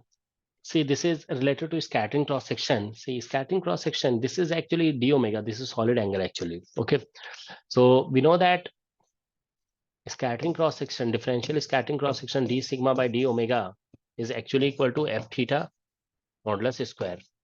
Okay. Scattering amplitude. Okay. So in partial wave analysis, f theta is written like this: 1 by k summation L equal to 0 to infinity. Okay. Some 2L plus 1. Okay. E to power iota delta L, and here sine delta L, and some PL cos theta. This is scattering amplitude. Okay. Now you see here, it says delta 0 is 12 and delta 1 is 4 and all other deltas are 0 actually. Okay. So we'll get here, if you do the summation, you will get L equal to 0, you will get 1 here. So e to power iota and delta 0 is 12. So 12 here, and sine 12 plus P0 is 1 actually. Now for L equal to 1, we are going to get here L equal to 1, you will get 3 and e to the power iota 3 delta 4. Sorry, it is 4. Delta 1 is 4 degree, and here sine, we will get here sine 3 degree, and P1 is cos theta. We are getting this. Okay. Now you see e to power iota delta L, so this term is positive. Okay. This term is also positive, 4 degree, only small angle. Okay. So this is not just, we should not say like this, actually complex number. Okay. So these are complex number. Now f theta is equal to this much. Now if you calculate f theta star complex conjugate of this, you will get here 1 by k, and here is for minus iota 12 sine 12 plus 3 is for minus iota 4 and sine, sorry, it was 4 actually, sine 4.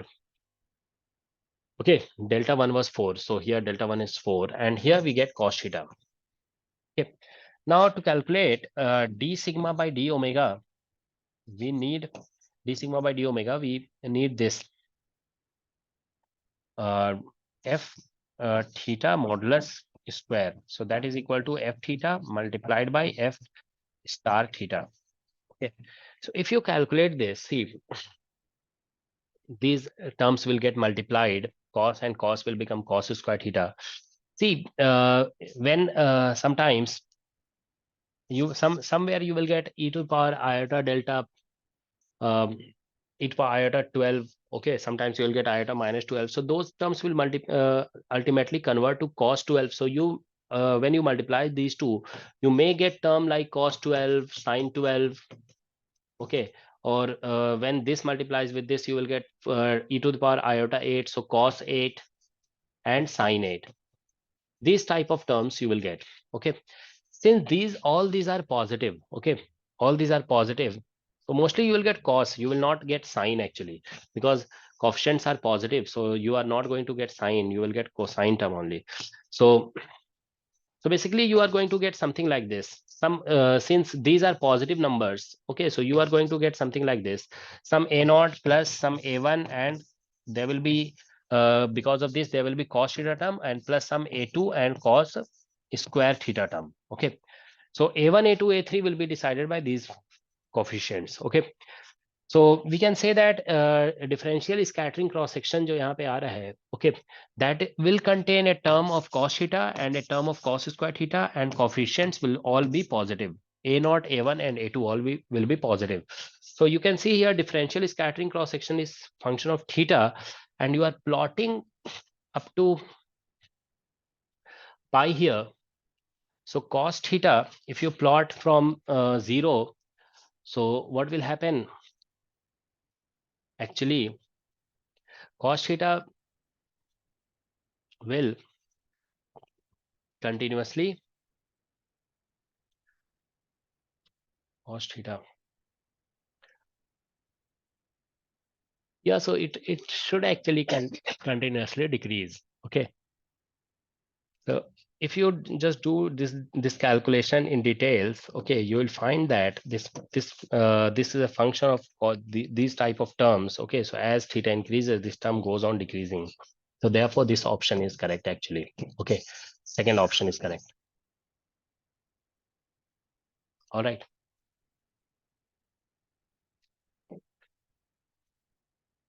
Now this one, we'll have to do a little more calculation here. So if you do this calculation in detail and you get all these coefficients, okay, you will ultimately conclude that as theta is increasing, this term is continuously decreasing. Okay. All right. So now let's see here.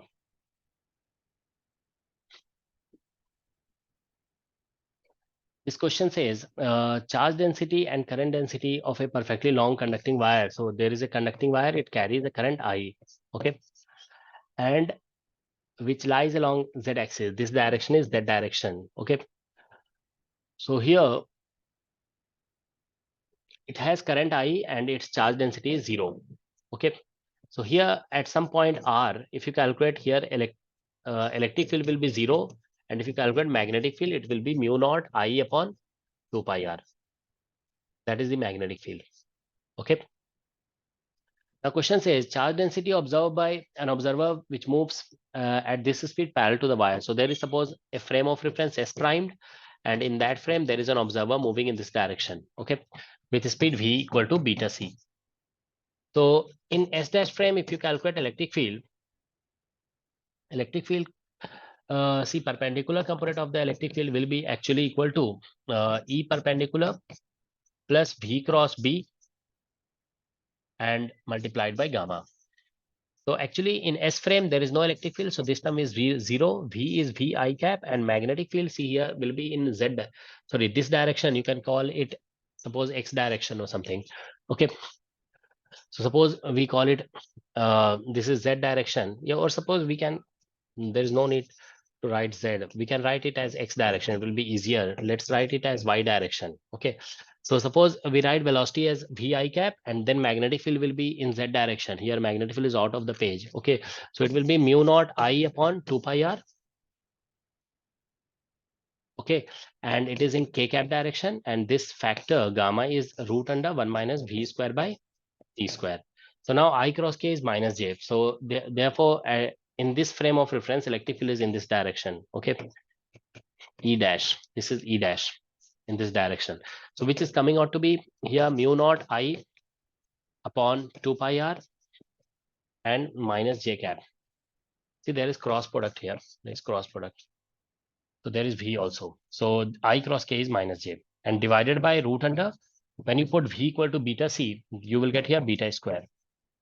But electric field due to long wire is written as, we know that lambda upon 2 pi epsilon naught R. Okay. So in S dash frame, this will be lambda dash. Now you see this 2 pi R term and this 2 pi R term will cancel out. So therefore lambda dash will be equal to, you do cross multiplication, you get mu naught epsilon naught, and there is minus sign. Okay. Uh, this is, we are writing, we expect that electric field because of the wire will be in j cap direction. Okay. But j cap coefficient, if you equate, you will get negative sign from here. Okay. So lambda primed is mu naught epsilon naught. Okay, 2 pi r got cancelled, and there is I and there is v, and divide by root under 1 minus beta square. Okay. So mu naught epsilon naught can be written as 1 by c square. Okay, and v can be written as beta c. So 1 c will cancel out. So you will get here I into beta with negative sign and divide by c root under 1 minus beta square. That's the answer. So that is the current.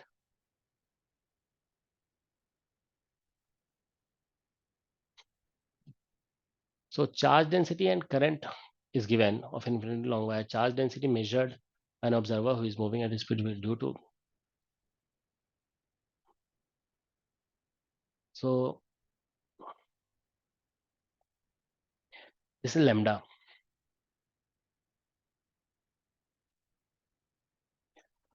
All right, so correct answer will be I beta 1 minus beta square. Okay, so I beta 1 minus beta square is matching here. C is also there, but it is divided by area of cross section. So perhaps I think they are calculating volume charge density. Okay, so if you calculate, I think A must be radius. Let's see, conducting wire of radius A. So if you calculate volume charge density, see, if you calculate rho primed, it will be lambda primed upon pi A square. Okay, so rho primed will be equal to lambda primed we have calculated. So this is minus I beta divided by pi a square and then c multiplied by 1 minus beta square. So that's the answer. This is option number 1. Option number 1 will be correct. Okay. Now this one, it says a layer has a layer of ice has formed on a very deep lake. Suppose there is a lake. On this much ice has formed. Okay. Its thickness is suppose at some instant of time x, which is function of time. Okay. So now this side temperature is 10 degrees Celsius. This side temperature is 0 degrees Celsius. Temperature is 0 degree Celsius. So there is conduction of heat. This side temperature is minus 10. Sorry. So there is conduction of heat from this side to this side. So therefore there will be further freezing of ice. So suppose ice further freezes by its width is dx. So suppose we say that this dx width freezes in time dt. Okay. So there is flow of heat from this side to this side. See, its area of cross section is A, separation is X. So according to thermal conductivity, rate of flow of heat dq by dt is actually equal to K, which is coefficient of thermal conductivity into temperature difference, which is 10 degree here. Okay. And proportional to area of cross section and inversely proportional to separation. So inversely proportional to separation here. Okay. Now dq can be written as dq when ice freezes, okay, it is losing some energy. Okay, so therefore this can be written as ml. So dm into l you can write. Okay, dm latent heat. Okay, so by dt, so that is equal to k 10k into a and divided by x. So dm can be written as rho into dv. Volume can be written as a into dx. Okay, so rho a, this is volume and this is density. So therefore this becomes mass and L is latent heat and divided by dt is equal to 10 Ka by x. So area of cross section will cancel out from two sides. You will get rho x and dx or into L is latent heat is equal to minus 10 or into K and multiplied by dt. So let's integrate. So in the beginning there was no uh, ice frozen, so thickness was 0, and after time t thickness has become suppose something x. L is not here, sorry, L is written to be here thickness. So let us write latent heat as L naught. L naught is latent heat here. Okay. So when you integrate it, you get here rho L naught is latent heat, and this integration. Okay.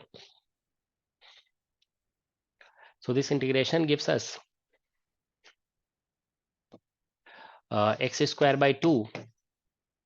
Okay.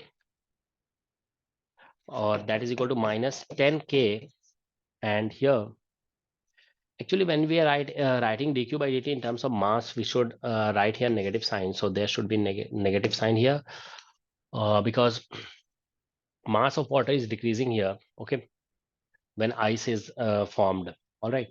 So actually, according to thermodynamics, heat absorbed by system is negative and heat rejected by system is negative. So that way also you can write minus sign here. Okay. So minus and minus will cancel out. So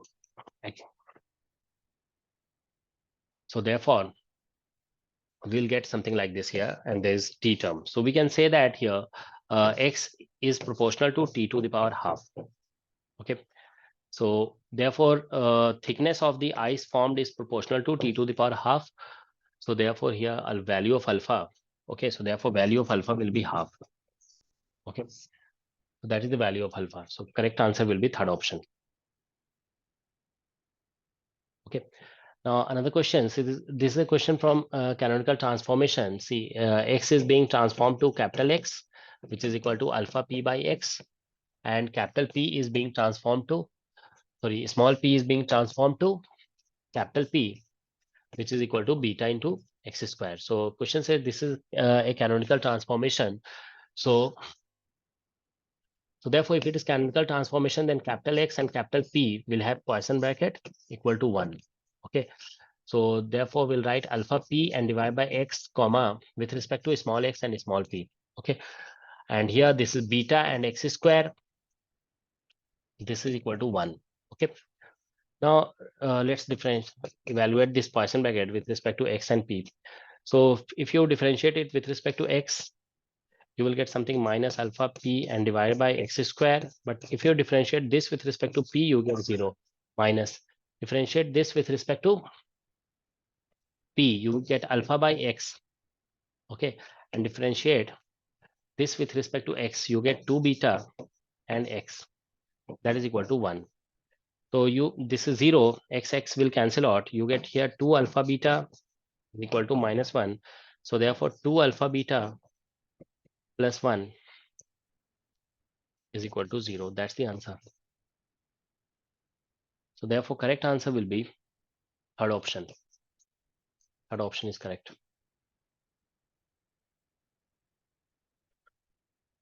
Okay, next question. See, it says the nucleus K40 is unstable to decay, unstable and decays to organ. See here what is happening. K40 is decreasing to argon 40. Okay, so mass difference is given, and it says the argon has excited state 1460.8 kilo electron volt with spin parity. So it has spin parity 4 plus, and argon obviously argon ground state will have spin parity 0 plus, and excited state has spin parity 2 plus, because it is even system. Argon has 18, z equal to 18. Okay, so even for even system you get 0 plus. Okay, so this is ground state and this is excited state. Okay, now, so question is, this decay can occur in two ways, either by positron decay. The question is the most probable decay mode for K40 is, okay. So question is, see, in all option it says beta plus or electron capture. So we have to understand which is going to happen here. So for that, what you can do is, see, generally, electron capture is more probable for um, these kind of atoms or these kind of nuclei, because if you calculate Q value here, Q value for beta positive, you will find that this is equal to atomic mass of K40 minus atomic mass of organ and minus 2 times mass of electron. You will get this. So this is the Q value for positive beta decay, and Q value for electron capture, if you calculate, okay, into C square you can write here. So Q value, if you calculate for electron capture, you will get here mass of potassium minus mass of organ. Okay, only. So you can see here Q value for electron capture is greater than Q value for positive beta decay. So therefore, in this case, higher amount of energy is released. So actually, this is more basically probable, because the daughter nucleus will be in more energetically stable state. Okay, in this case. All right. So therefore, the electron capture is more probable. But now question says electron capture to 2 plus state or electron capture to ground state. See, if electron capture, see 4 plus to 0, if you see, or 4 plus 2, 2 plus. Okay. So multiplicity of this state is higher. So those states which have higher multiplicity are more, okay, transition to those state are more probable. Okay. So therefore, a transition from 4 plus to 2 plus state is more probable, because 2 plus has higher multiplicity. Okay. So therefore, correct option is second option. All right. Now this one, it says two distinguishable non-interacting particles each of mass m are in one dimension infinite squarable in interval 0 to 1. Okay, so for if x1 and x2 are position operator of the two particles, these are non-interacting particles. Okay, the expectation value of x1 x2. Okay, so see, these are non-interacting, that means they are independent particles. So if you calculate x1 and x2 expectation value, this will be just expectation value of x1 multiplied by expectation value of x2. So expectation value of x1 when you calculate for ground state, so expectation value of x1 actually comes out to be a by 2. Okay, and expectation value of x2 also comes out to be a by 2. So this will be equal to a square by 4 actually. See, expectation value of x, if you calculate, actually it has formula like this: psi star. We have something like this: psi star and x and psi. So here 0 to a, and you put the value of psi. Psi for ground state is actually equal to, actually for all states we get, for any state you get here 2 by a and sine n pi x upon a.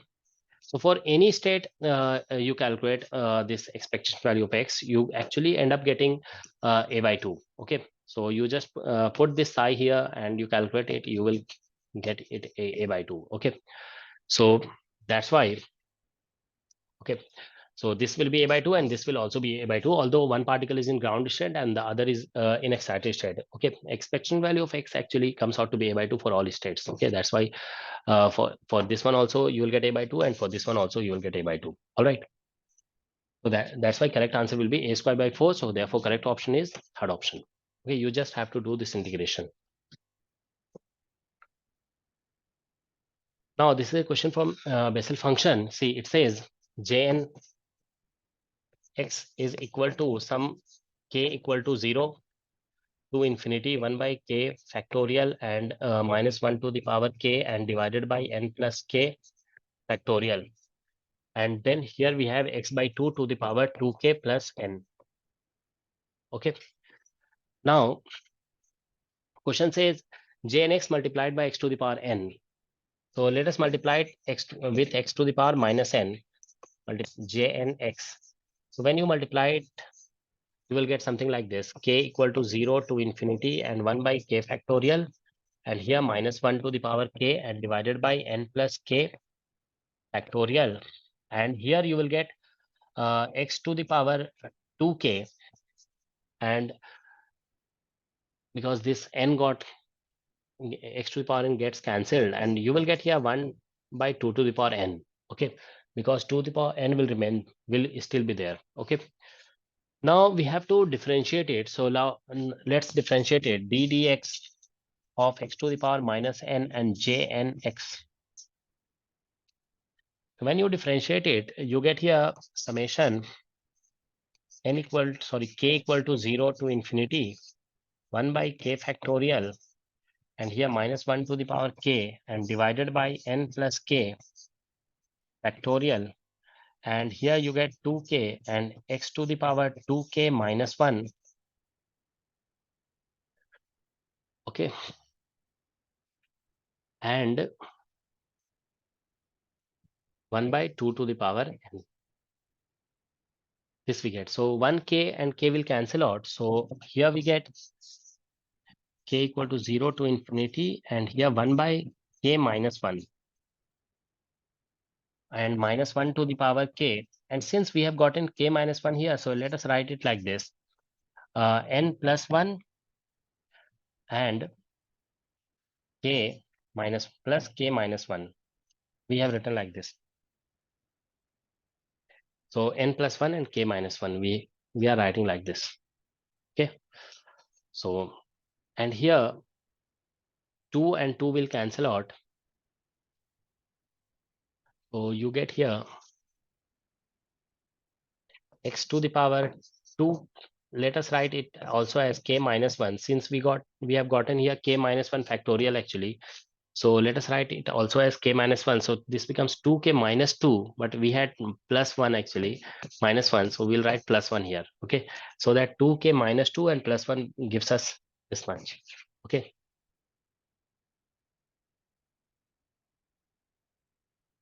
So this we are going to get. And here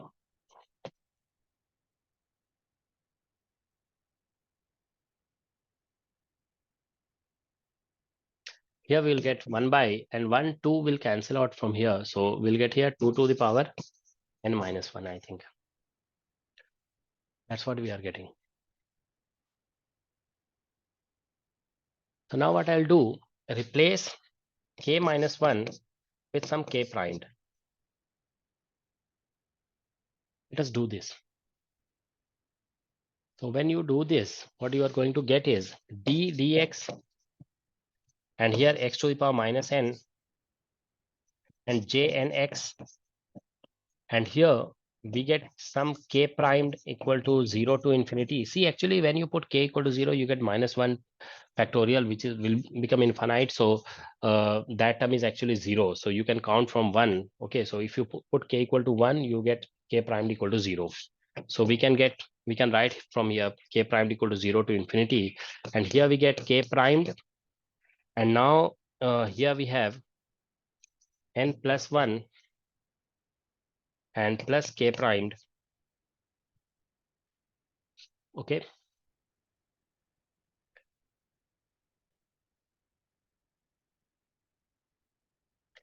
and here we get now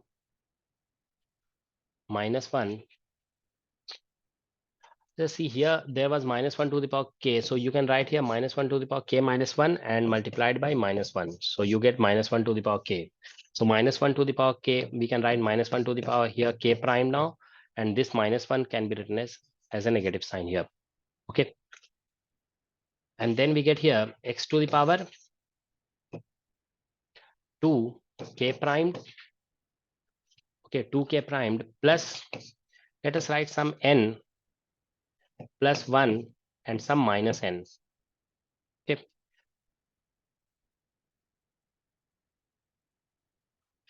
So that's what we are writing. And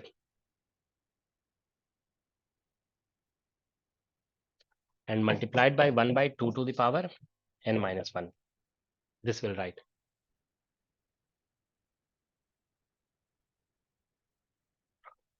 I hope I have written everything correctly.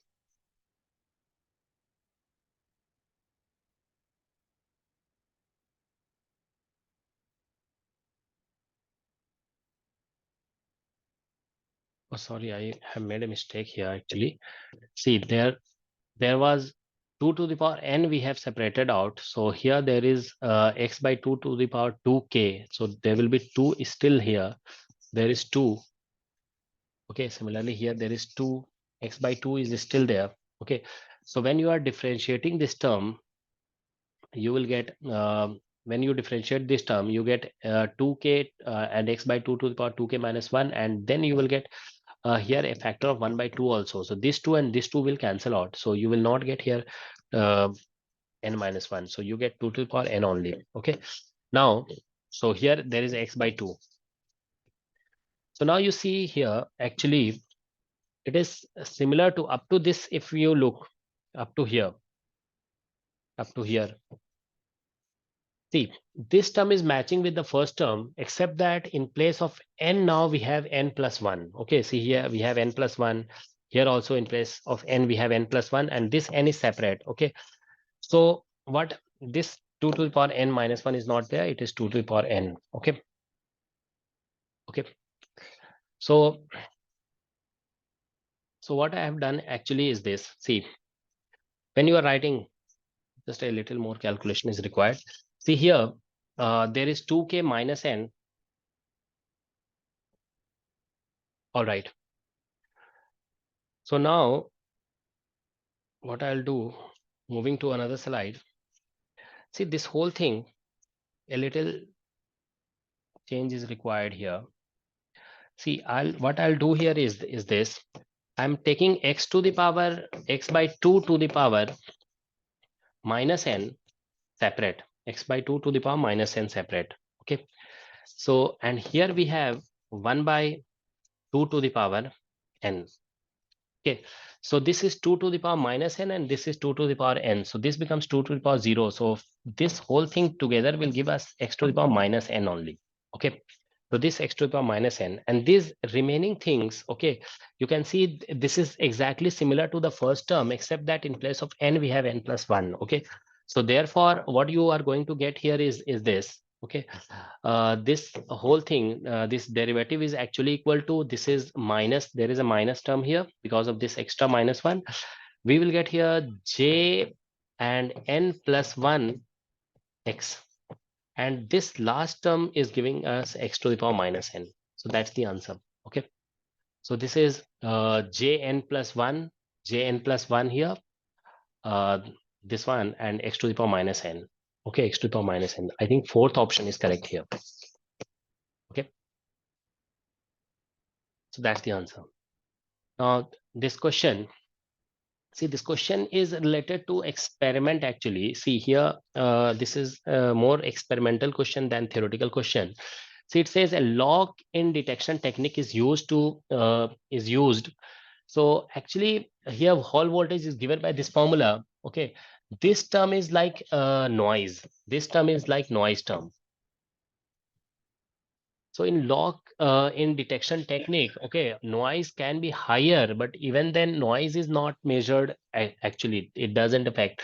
Okay, so actual value that is measured is VH itself. So the measured values, the question says the measured VH is, so measured VH will be actually 1 by D, and here RH and B and I only.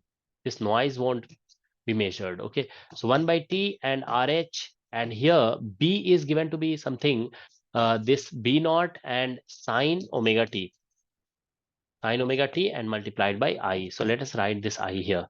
So that is VH.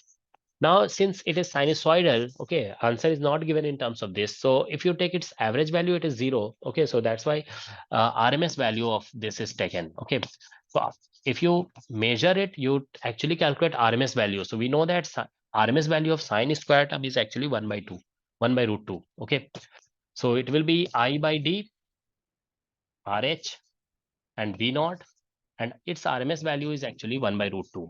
So therefore, correct answer will be fourth option. Sorry, this second option. Okay, so because this is related to experimental technique actually. Okay, this measurement is such that it will not measure the noise term which is present here. It will measure the actual value only. Okay, and so when you do measurement for such alternating current, okay, you actually measure RMS value of voltage. Okay, so that's why we are taking its RMS value.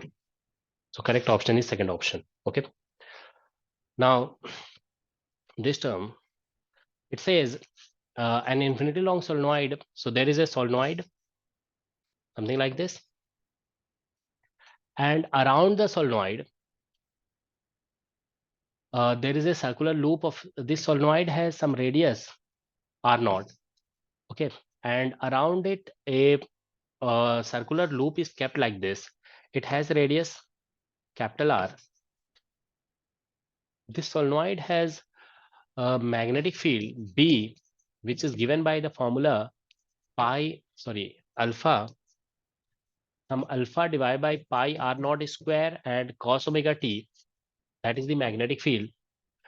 All right, so this magnetic field is changing, so it will produce some electric field here. Okay, so some electric field will appear, and this has some charge density, has a unit line charge. It had charge density lambda equal to 1. Okay, so now apply Faraday's law.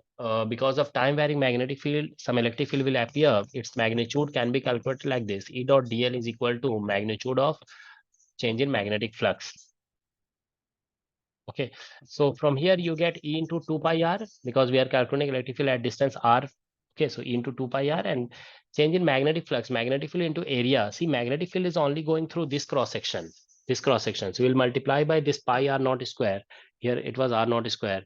So magnetic flux will become, see, this is d dt of, and magnetic flux is just here alpha into cos omega t, because when you multiply this magnetic field with area pi r naught square, okay, this pi r naught square term will cancel out. Its magnitude we are taking. So E into 2 pi r, 2 pi capital R is equal to alpha omega and sine omega t.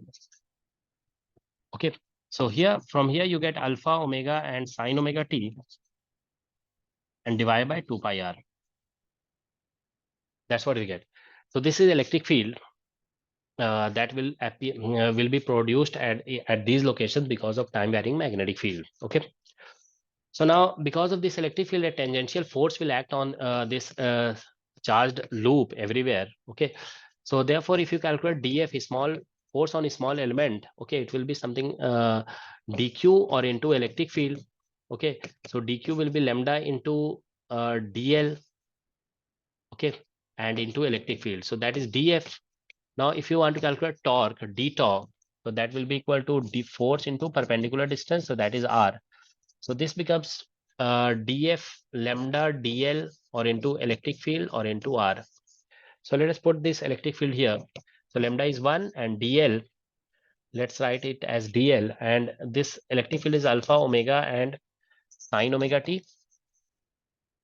Okay, and divided by 2 pi r. And this r is there. This is d tau. So therefore, d tau is equal to alpha omega divided by 2 pi and sine omega t. Okay, and there is dl term also. So total torque, if you calculate, you will have to do integration. So total torque will be equal to alpha omega divided by, so when you integrate, actually you get 1 by, sorry, this gives you 2 pi r. So alpha omega and sine omega t and divided by 2 pi, and integration on dl gives us 2 pi r. So this 2 pi cancel out and you get r. Okay, alpha r. So that is the torque. Now, because of this torque, this loop will start rotating. So this torque can be written as rate of change of angular momentum. So this 2 pi cancel out, you get alpha omega r sine omega t. So that torque is equal to alpha omega r and sine omega t. Okay. So now this torque can be written as rate of change of angular momentum dl by dt. That is equal to alpha omega r and sine omega t. So therefore, dl will be equal to alpha omega r sine omega t and dt.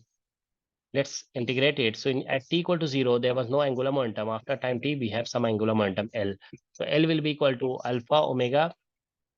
And when you integrate, you get 1 by omega term. So that omega will cancel out. So you will get alpha omega. And here you get cos omega t. Okay. And limit is 0 to t. Okay. And there is a negative sign also because of the integration minus. So L will be equal to alpha r. And when you integrate, you get 1 minus cos omega t. So that is the angular momentum acquired by the circular loop. Okay, when magnetic field is varied with time. Okay, so the answer is alpha r and 1 minus cos omega t. First option is correct actually.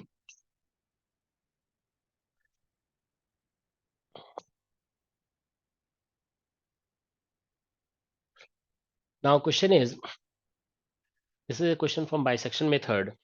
It says bisection method is used to find 0 x naught of the polynomial. See, the polynomial is f is equal to x cube minus x square minus 1. Okay, and it is given that f at 1 is equal to minus 1 and f at 2 is equal to 3. Okay, so basically 1 and 2 are being used as initial guess. Okay, so here this is x and this is f. So this is suppose 1 and this is suppose 2. Okay, so 1 is negative and the other is positive. So obviously this is the correct choice. So x will be equal to a plus b. This point is a and this point is b. A plus b divided by 2. So this is 1 plus 2 divided by 2. So that is equal to 3 by 2. So now let us calculate f at x1. So you put 3 by 2 here. So you get 27 by 8 minus 9 by 4 minus 1. So you end up getting 8 and 27 minus 18 minus 8. Okay, so you get here minus 1 by 8. All right.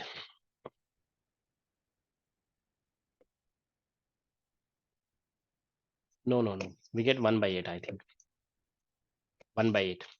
So this is positive actually. Okay. So here function was positive. See, this is positive and here at, sorry, this was negative. this was negative. Here it is positive. Now x1, we have found x1, at x1 function is positive. Okay, so some x1 is supposed somewhere here. It is 1 by 8. So it is 3 by 2. Okay, so between 1 and 2, this is 1 and this is 2. So 3 by 2 will be somewhere here, somewhere at the middle. So this is x1. This is 3 by 2 actually. So now since this is positive,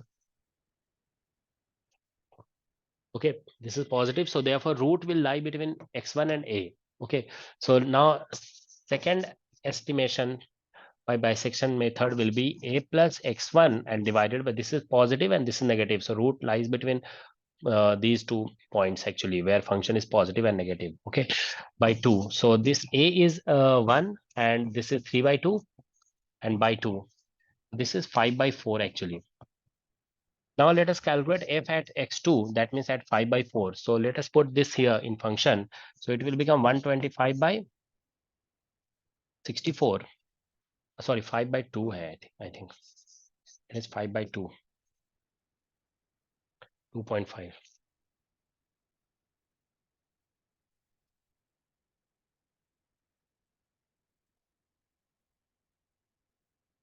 Oh, sorry, it is 5 by 4 because there is 2 here and there is 2 also here. So it is 5 by 4.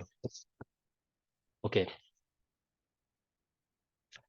Okay, so 5 by 4 if we put, we will get here 125 by 64. If you put this here, we'll get 25 by 16 minus 1.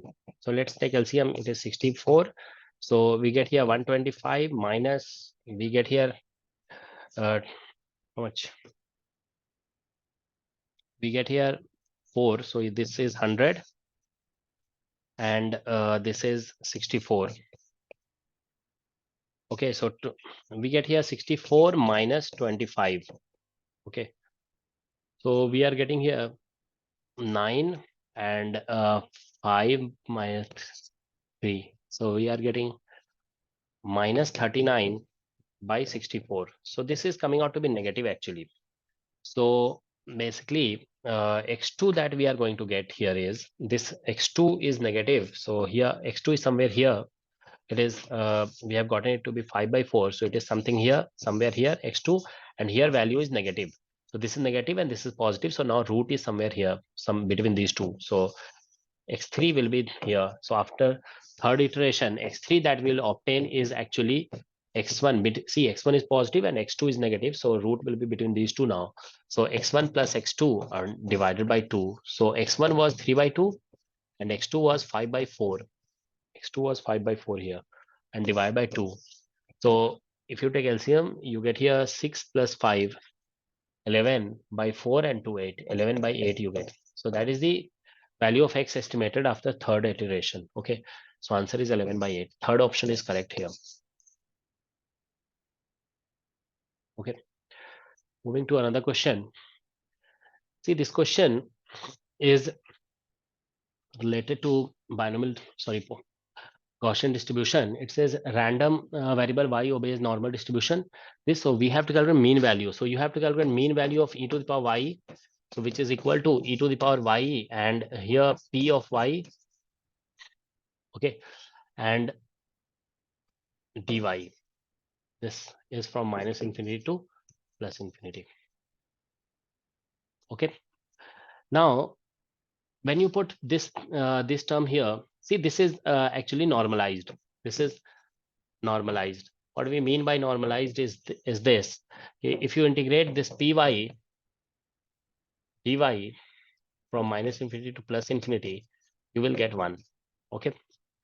So now let us put it here. So 1 by sigma root under 2 pi, and here we have e to the power minus this will give us this minus y minus mu whole square divided by 2 sigma square, and plus there is e to the power y from here, y and dy. Okay, so now what I'll do is I'll simplify this term first. So we have this minus y minus mu and divide by 2 sigma square plus y. Okay, this This term we are going to simplify. See, this is whole square. So let us take minus sign out. We get minus y minus mu whole square minus 2 sigma square and y.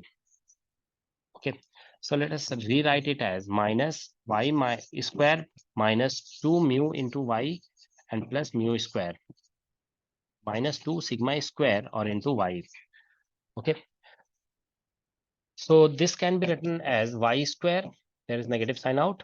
Okay, y square, and from these two we will take y common. Okay, so minus 2, and you will get here mu plus sigma square and y. Okay, and plus mu square. So now we'll write it like this: minus, this is y square and minus 2 y, and here mu plus sigma square.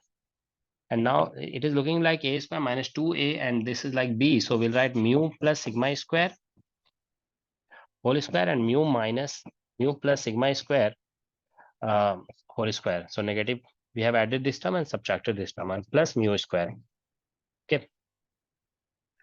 So now we are going to get minus, and this is y minus mu minus sigma square whole square.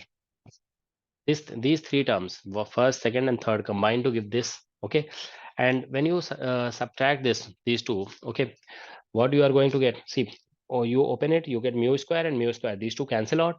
So you get here minus sigma square and minus sigma power 4, and you will get minus 2 mu and sigma square. When you open it, this is what you are going to get. 1 mu square will cancel out. So this term, which was power of this exponential, has been simplified. Okay. And see, there was 2 sigma square. So everywhere in the denominator, there is 2 sigma square. So at the end also, we'll get here 2 sigma square. Okay. So that's what we are getting. Okay. So let us write it like this: y minus mu minus sigma square whole square, and divided by 2 sigma square. And this minus minus, this becomes plus. So we get here sigma square. When you divide by this, you get sigma square by 2 plus mu. Okay. So this power, exponential power, has become this. Okay. So now let's calculate expectation value of y, e to power y. So you get here 1 by sigma root under 2 pi and integration minus infinity to plus infinity. Here e to power minus y minus mu minus sigma square and divided by 2 sigma square. Okay. This term, and this is dy. And this extra term, when you put it here, okay, you will get here e to the power sigma square by 2 plus mu.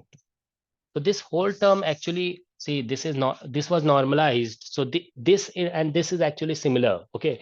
Only difference is that here there was y minus mu. Now here y minus mu minus sigma square. So this is just like shifted Gaussian function. Okay.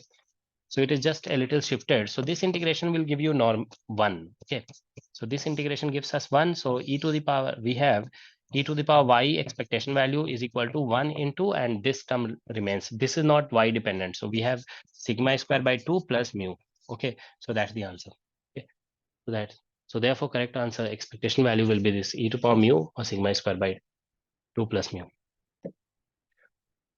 Now this question, see, here it says let the separation of frequency of the first Stokes and first anti-Stokes in pure rotational Raman spectrum of H2 molecule is this much, while the corresponding quantities for D2 is this, the ratio of, see, actually we are calculating here separation. So actually separation that we are calculating here is inversely proportional to reduced mass.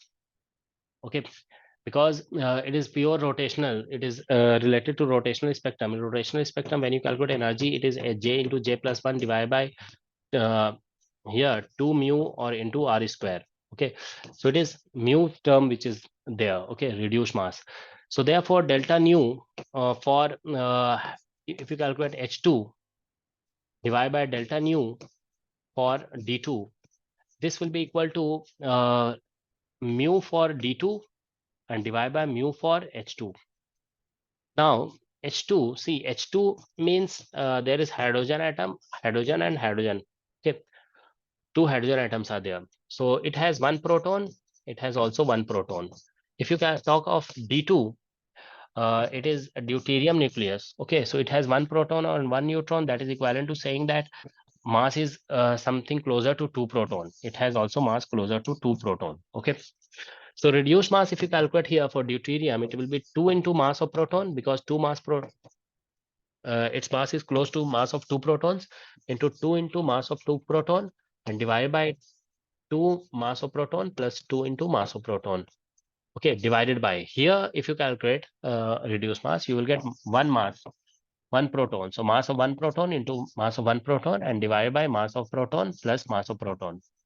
Okay, so all the common factor will cancel out. Here you get 2 into 2, 4, and 2 plus 2, 4. So 4, 4 cancel out. But here you see you get MP plus MP, 2 MP. So that 2 will come in the numerator. So you will get 2. Okay. So that, therefore correct option is 4.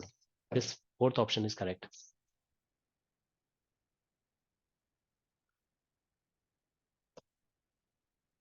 Okay. So correct option is 4. Now this one, this is I think the last question.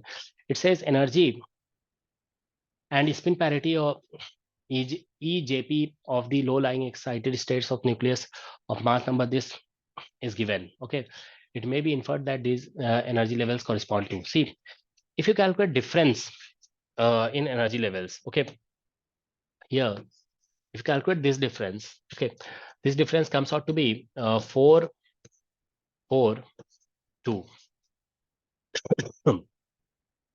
Similarly, if you calculate this difference, so this difference comes out to be 1 and 4, and here 3. So that's what we have. Similarly, if you calculate this difference, you will have 8 and 1, 4. So you can see that difference is increasing. Okay, difference is increasing. So this actually happens in rotational energy levels. Okay, difference increases in rotational energy level. In vibrational energy level, difference is constant. Okay, so therefore it is saying that it may be inferred that these energy levels correspond to. So obviously these are rotational spectrum of nucleus. Okay, because difference is increasing. Now question is rotational spectrum of deformed nucleus or rotational spectrum of spherically symmetric. Actually, spherically symmetric nucleus doesn't have any energy levels. Okay, only deformed nucleus has energy levels. Okay, so obviously the answer should be for deformed nucleus. Okay, so therefore correct answer will be this one. Okay, option A. Option A is correct. Because again, I'm repeating, spherically symmetric nucleus doesn't have a rotational energy levels. Only deformed nucleus has energy levels. Okay. So that ends. So we have completed all solution of all the questions. Okay.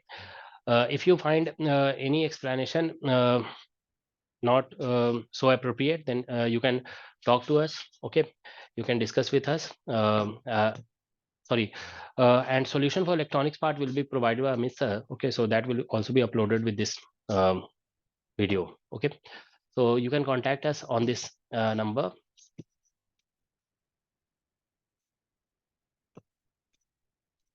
Okay. Thank you very much.